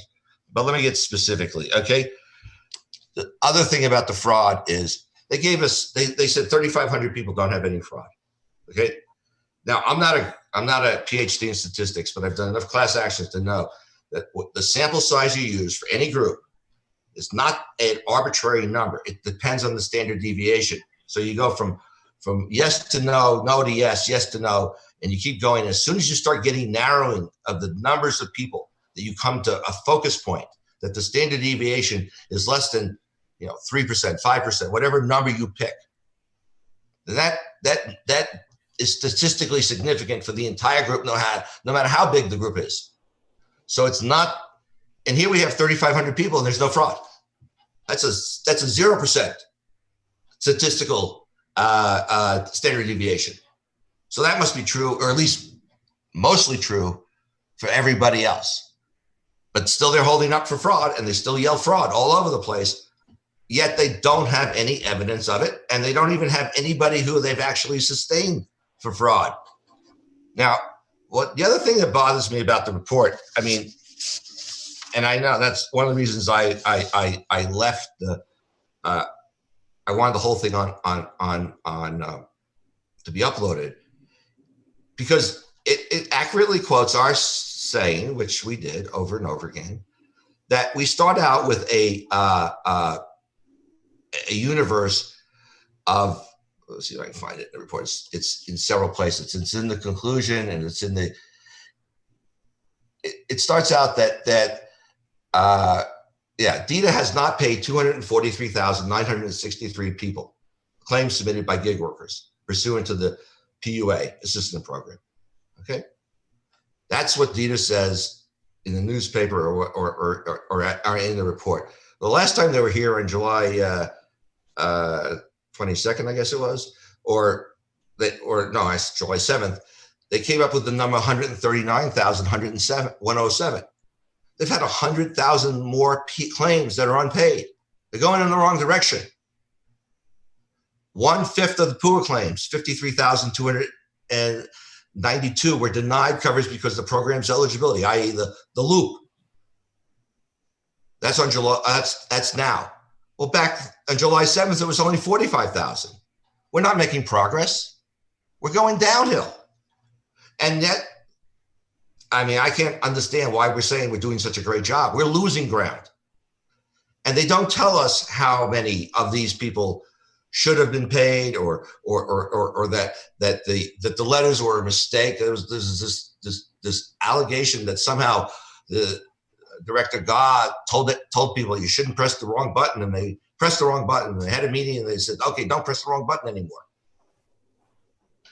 They're still doing it. I don't know if those wrong buttons are still being pressed, or whether those are the right buttons, because they won't tell us what percentage of those UI, PUI were mistakes. And if they were clerical mistakes, why didn't they send out a letter correcting it? They have never done that. They've never said, oh, we made a mistake. Sorry. This was a clerical error. What they just said is, oh, you're eligible for this, and you're not eligible for that. And when you ask them, okay, why aren't I getting it? Well, it was a mistake. We should have told you were eligible for it. It's incredible. And if it were an individual, I would ask you for a perjury conviction. but it's not an individual. And I understand that. And people are getting statistics from other people, and they're getting numbers from other people, and they're looking at the numbers and they're forming conclusions, but it's gone wrong. The end result is wrong, and that's how you test it. I don't care about the steps.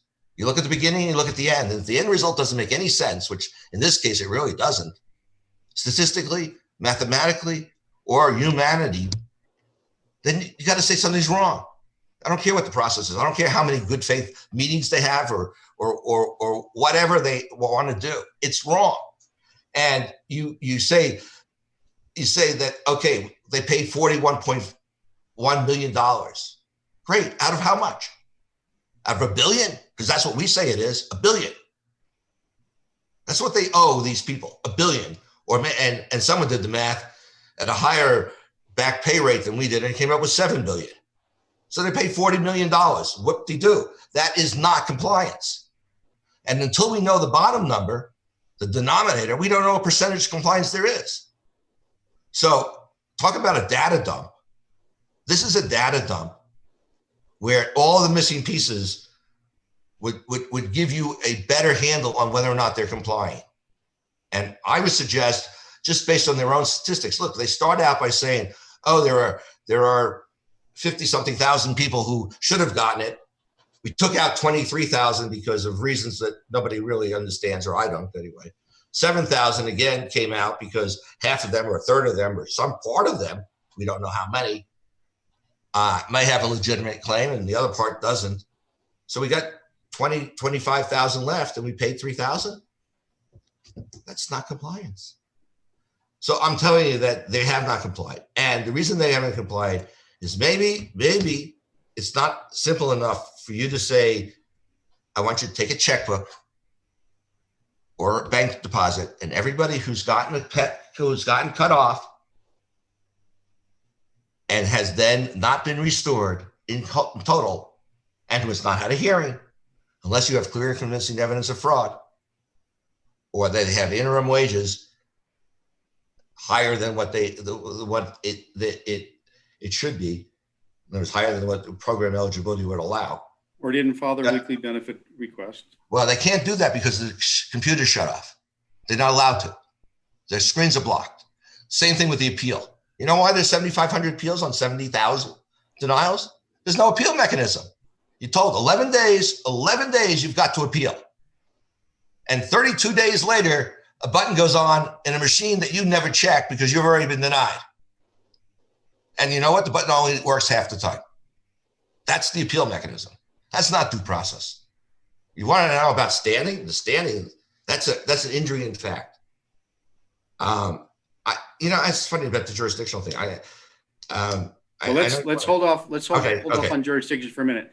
I wanted to get your sense of what you made of the master's report. I think his factual investigation was very nice and very thorough. I don't agree with his conclusions, politely said, and I don't think it makes any sense.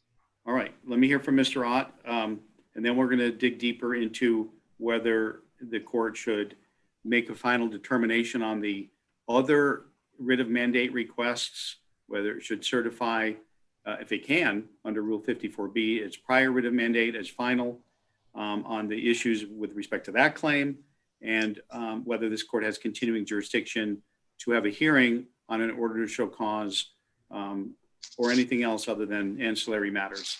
All right, Mr. Ott, what do you make of the master's report, the court's questions, and what you just heard from Ms. Jones and Mr. Thierman, please? Thank you, Your Honor. I want to start off by addressing something that opposing counsel stated with regard to D.E.T.R not being a person. That's true. Of course, it's an entity, but it is made up of people. And there are people who go to work every day trying to get people paid, trying to get these eligibility determinations made, trying to solve the very problems that this court is focused on and the special master detailed in his report. We know that we have had a director resign because of threats. There are staff pressures. People are resigning because they can't deal with the stress. To have the tenor of opposing counsel asking for perjury charges and ascribing improper motives to these people is, I think, uncalled for. And I think it is also not helpful to getting claims processed, because as we are trying to hire people, it makes it a difficult place to recruit to. And so let me address that for anybody who's not participating directly on this call but might be watching. I've already found that the state is working extraordinarily hard under enormous challenges. I've already found and put in an order that I determined that Administrator Gah has extraordinary vision and effort. And then I've made comments to the fact that the men and women that work for the state of Nevada, particularly in the Employment Security Division and within D.E.T.R, are doing their level best to do the right thing. And so when I hear Mr. Thierman, I hear frustration, both from him and on behalf of his client. And when I hear Ms. Jones, I hear the same thing. But I do not ascribe in any way, shape, or form to the people that are working for the state to try to handle this crushing backlog of claims, an improper motive, a lack of caring, or in any other way, shape, or form, not trying to do their best for their neighbors in this state. That's not what we're here talking about. I said if D.E.T.R was a person, and D.E.T.R is not a person. That's what I said. Understood. And Mr. Thierman's trying to observe the reality of the fact that when you have a person in front of you, it's different than when you have an organization. But as you say correctly, Mr. Ott, it's an organization filled with people trying to do the right thing every day. The court certainly accepts that, notes it, and will proceed with this case with that understanding. So I appreciate you bringing that up. Thank you, Your Honor. I'll move on to the special master's report. One of the things that I thought was useful in the report was the ability for the special master, and again, thank him for his cooperation, to provide bulk data in a way that D.E.T.R could process to look at the people who had complained to him. So these are, we know, people who had enough of an issue that took the initiative to send something to the special master to say, here's my problem. He was able to then communicate those to us. And we were able to then work on a sample size of about 2,500 people. I think it's 2,499 correct matches that we got after we sliced and diced the data. That data was consistent with what we had represented at the prior hearing, which was about, I think we said about 60% were getting paid, 20% were being held up for possible UI eligibility, and then there was another 10% that was fraud. So those numbers changed a little, but the larger sample, I think, confirmed what the smaller sample had showed at the prior hearing. One other thing I wanted to point out, because I don't think it was immediately clear from the special master's report, of those people who had UI eligibility, I think about 388 of those have gotten paid in UI. So the number of the 2,499 who have been paid is actually higher than the 51% that it shows in the report. It's just that 51% is those who have received payment in P.U.A. Some of those have received payment in UI. Another thing that is a theme is that the numbers keep changing. The numbers keep changing because claims keep coming in. People are still in need of unemployment. People are still applying for P.U.A. Claims come in every day. So there's always going to be new claims, and the numbers are always going to shift and always going to increase. I don't know a better way to say it, but there's a moving target there. And so numbers are going to continue to change for as long as this case is alive, and after this case is alive, the numbers will stop. Well, the takeaway, one of the takeaways for the court from Mr. Thierman and Ms. Jones' concern is that the number can get bigger, but the percentage of paid claims should get bigger as well. So if it's 50% a month ago, it should be 70% now and 90% later, and unless there's a valid reason not to.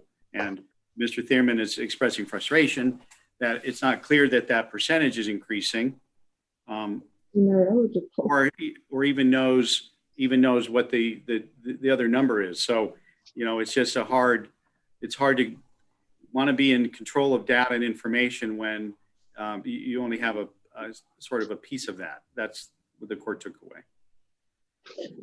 Understood. I wanted to talk briefly about the Facebook page, because it was a source of significant information for Special Master Guinasso. He recommended that individuals from D.E.T.R reach out. I want to just briefly put on the record some of the dangers of dealing with unverified sources of information. We don't know who's on that page. That's not an official source of information. So recommendations that are being floated or circulated there may be from people who are well-intentioned and trying to help. They may also be from actors who are not well-intentioned, not trying to help. We just don't know because it's not an official source of information.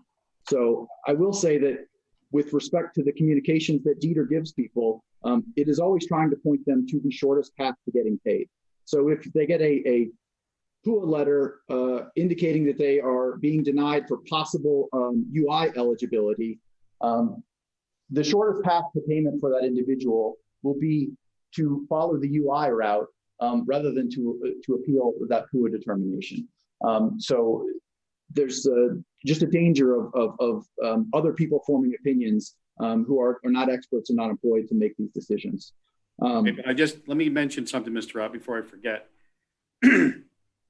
The court's aware of the competing appeals. The court's aware that, and we'll talk shortly, the court may or may not have further jurisdiction based on those.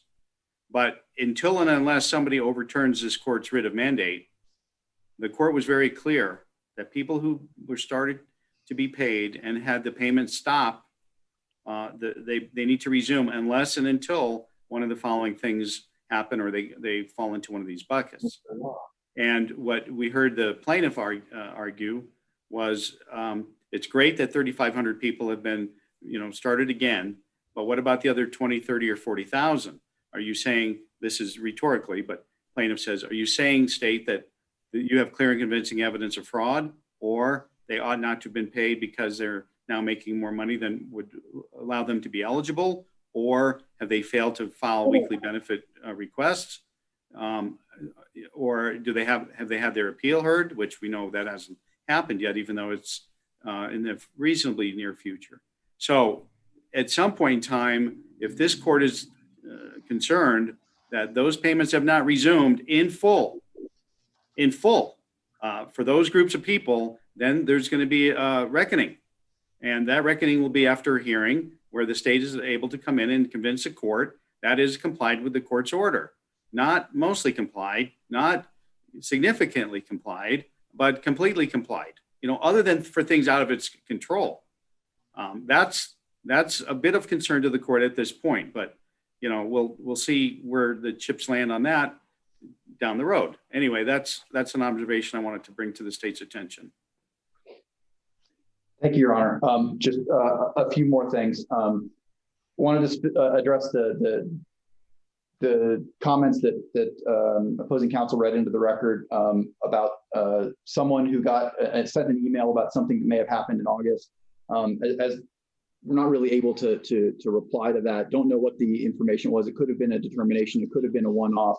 So it's really hard to sort of respond on the fly to those sort of things when we don't have a document in front of us. Understood. But you heard me say that if that's happening and it's more than just assuming it did happen the way that it was explained to the court, if it's happening and it's more than a one-off or outside the norm, then that would be of concern, because we've already made clear and you've already expressed to the court that people are not going to be denied merely because their benefit period of time predated when Governor Sisolak declared an emergency. Thank you, Your Honor. And I guess the last thing that I would say is, I think that when you look at the special master's report, or second report, it's clear that there's multiple issues going on. And the court, I think rightly said, its job is to see whether there is a duty under the law that D.E.T.R is not performing. And the other possible way to issue the writ, I think, is what the court looked at before, was arbitrary and capriciousness. And what we're talking about with those sorts of analyses are really resource allocations. Should D.E.T.R be allocating more resources to processing this batch of claims as opposed to this batch of claims, or trying to allocate this issue over another issue? It's an extremely difficult thing for a director to do, or for a special master, or for a court to do. And I understand that the special master did his level best to try to lay out the issues that are in front of this court. And I just think that the resource allocation is a very difficult area for the court to issue a writ of mandate on, because ordering someone to do, or ordering one group to be prioritized is going to pull resources from another group. Okay. All right. Understood. And but I had a thought I just wanted to make. Again, I want to differentiate what you just said, Mr. Ott, from full compliance with a prior court order. Those are, one's an apple and the other's an orangutan.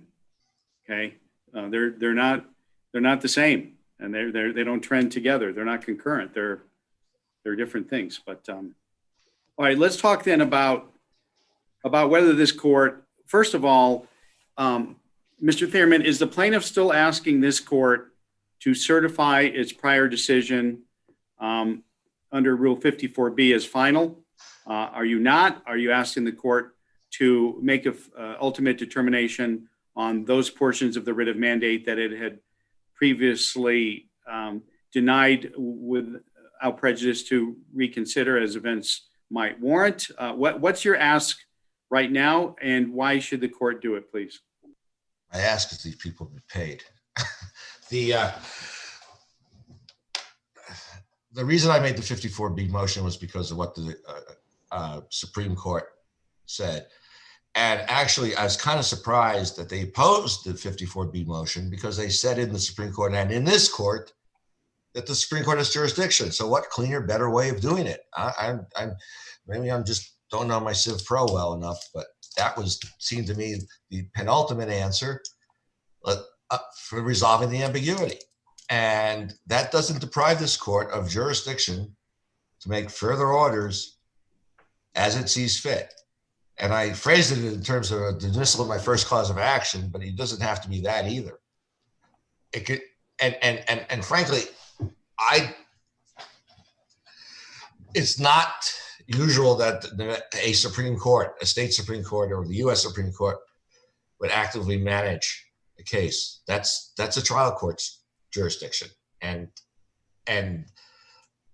if the court is going to, the answer is it's all keyed up for the Supreme Court. I'm sure they're going to render a decision one way or the other. And if this is an issue of law, if you were a different court, if you were a federal court, you could certify the question. 54B is the cleanest, easiest way to certify the question as I see it. And then we'll know the answer. Maybe there's no duty. Maybe D.E.T.R has the right to do whatever it wants to do.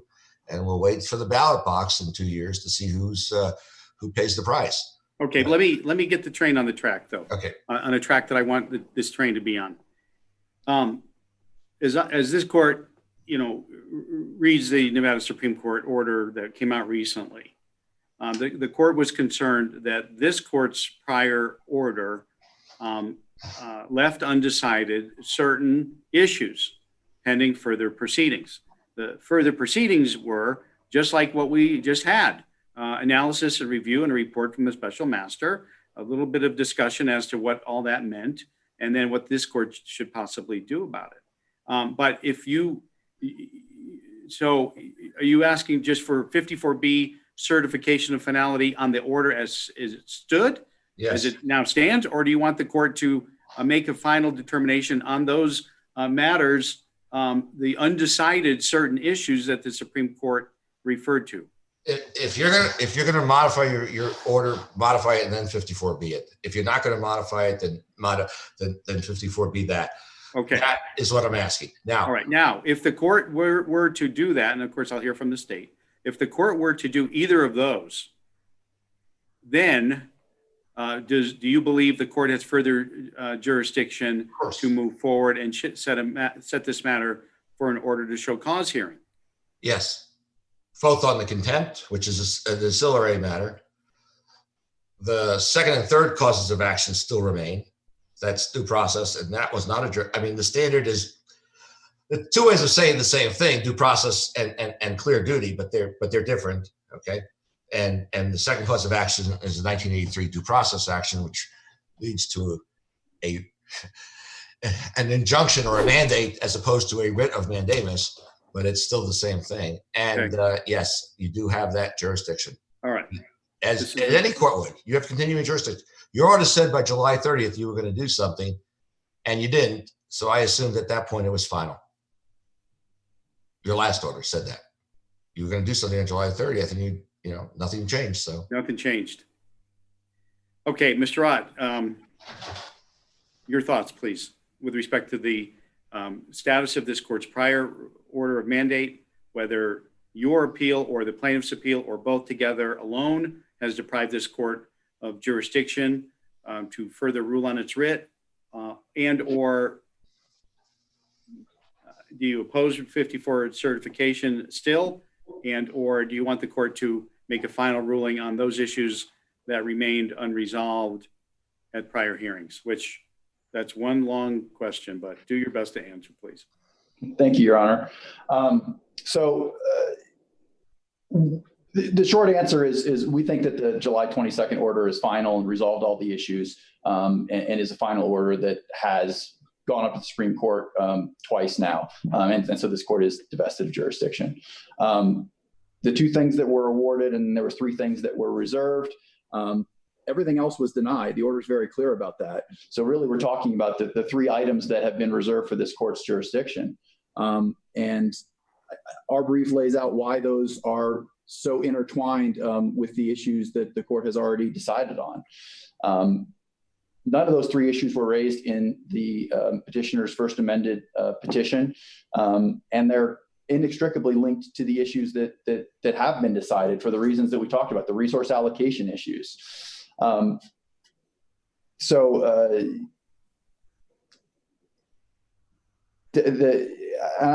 just want to say again, the writs that, in this case, it was our understanding, the writs that did not issue from a clear legal duty. It arose from that arbitrary and capricious standard that the court laid out. And when that is the standard, and we're talking about further orders that may potentially draw resources from other places, those are inextricably linked to the things that are already up on appeal before the Supreme Court. So we think that everything already is before the Supreme Court. It was up before it when plaintiffs filed their notice of appeal.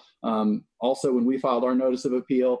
So we think it's before the Supreme Court. And with regard to certification, we don't think it's necessary because we think this is a final order. But to the extent that anything gets certified, the court needs to certify all the issues that it's decided on so that things can go up together and not necessarily just certify out petitioner's issues or just certify out defendant's issues. That, I think, was the point of confusion the court indicated earlier as to why there was maybe a disconnect. There wasn't meant to be one. It was just making sure that everything would be heard before the Supreme Court if anything was certified.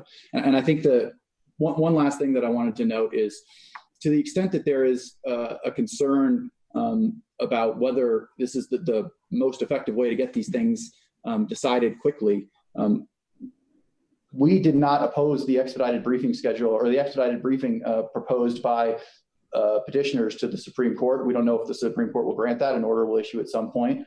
But in our view, the most expeditious way to get the issues decided is to have this court render a final order or note that its order already was final, allow it to go up to the Supreme Court, and allow the issues to be briefed before that court. Okay. And Mr. Ott, you heard Mr. Thierman say he believes that however the court rules on that issue and whatever the Supreme Court does in response, this court retains jurisdiction to hear this second motion seeking an order to show cause why the state should not be held in contempt for failing to abide the court's writ of mandate. You agree the court would still have jurisdiction to hold that hearing? So that's something that we would like to reserve the right to. Does the court retain jurisdiction to hold a contempt hearing under these facts, even if the underlying writ itself is up for appellate review? So that's something that we could certainly address in the briefing if and when it was necessary. But there has not been a stay of the order issued at that point. However, once jurisdiction is decided, whether it sits with this court or the other court, the state may very well file a motion for a stay at that point if we're unable to meet the clear strictures that the court laid out. All right, the court modifies its prior writ of mandate order as follows.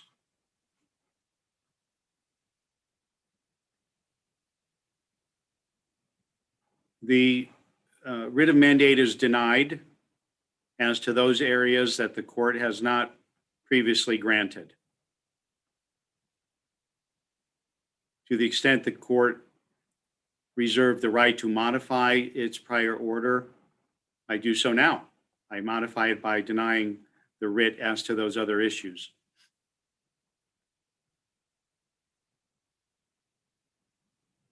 Now, I believe, and that's not going to be for this court to decide, it's going to be for an appellate court to decide, but I believe that by doing this, such order does finally resolve those matters that were sought by the application for the writ of mandamus. The court believes, in light of the cross appeals, the court is now divested of jurisdiction to make any further substantive rulings other than as to those proceedings that are ancillary. So what are ancillary? Well, for our purposes, the court believes it has jurisdiction to hold the hearing on September 10 that the court intends to hold, and then issue an order with respect to the payment of the special master's professional services. The court also believes it has the authority to enforce its prior writ of mandate and to hold a hearing to determine whether the state is not following it.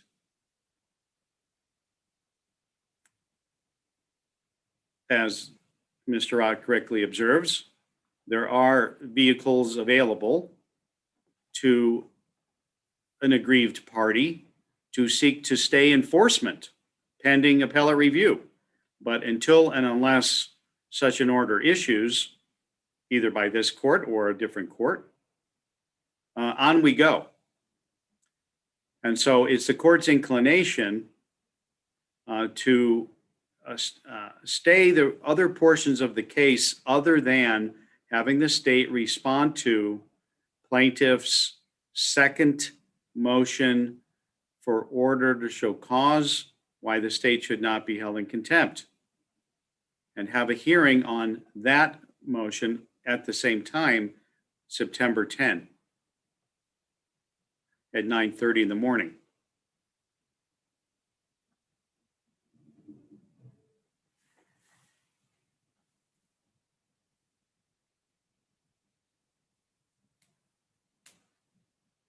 What else do I want to say?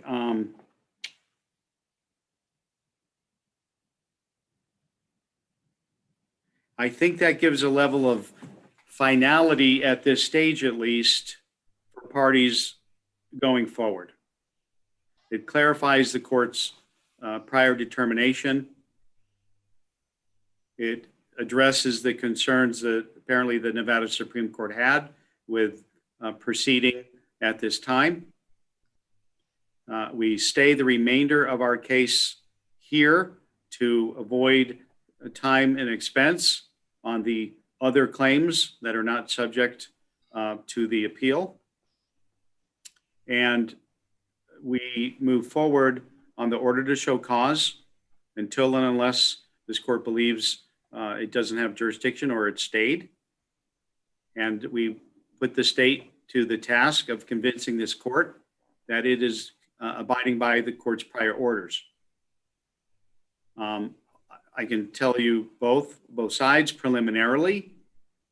I don't have much concern that the state is following the court's order to not deny benefits to someone who did not completely stop working, but rather, had their work substantially impacted, as we've previously discussed. It seems like the state has moved forward in compliance with the court's order, and of course, after receiving confirmation apparently from the Department of Labor that they viewed it the same way, although frankly, the order stands either way, but I'm glad to know that that did not cause concern with the state that it might be following a court order, yet putting benefits in jeopardy for other people in the state.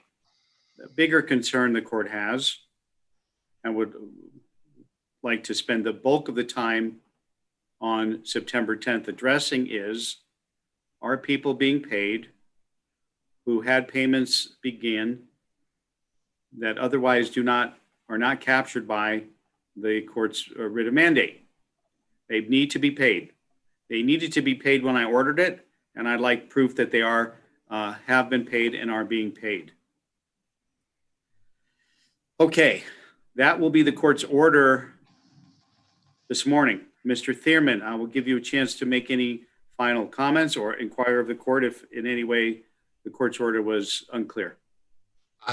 Your Honor, just one thing. I think as I read the rules on 54B, I came across the section that on attorney's fees have to be filed, and when it seems to be, usually it's when the case is over, but it looks, I'm not sure whether it's if the case is over or whether this topic is over, and I have to make a motion for an extension of time before that time expires. So I would like to move that the attorney's fees motion, if I make one, can come after the final dismissal of the case or final resolution of the case, and not now.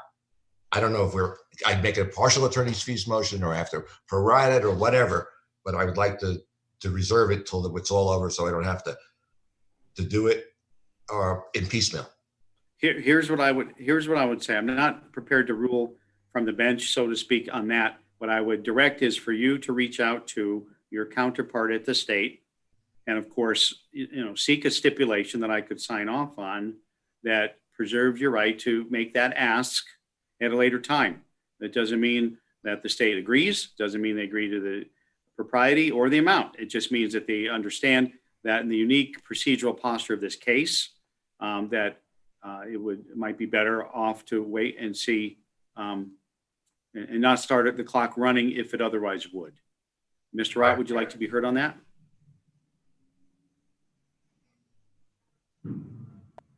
I'll look forward to discussing with the opposing counsel when he reaches out. All right. If you're unable to reach an agreement, then Mr. Thierman, please file a short motion asking for the relief requested. I'll let the state weigh in writing, and then the court will make a decision. Okay. Mr. Rod, anything else you'd like to put on the record, or anything unclear about the court's rulings? I guess I just want to clarify with regard to the contempt. I know there was a prior OSC or prior motion for OSC filed by. Well, I would suspect that the more recent updated one is the one that we will proceed under. So the one to respond to in writing should be the second one, but certainly review the first one because argument might occur on September 10th as to both. Thank you, Your Honor. You're welcome. The remainder of the case remains stayed. Discovery remains stayed pending further court order. Discovery of the contempt issue too? Say it again. A stay of discovery on the issue of contempt. I mean, how many people got paid? How many people didn't? I don't know. I know how many people I submitted. It's over 200. I suspect that's a small portion, given the numbers we heard today. Well, I'm not going to telegraph how I would anticipate the hearing to go forward. I can tell you this, though.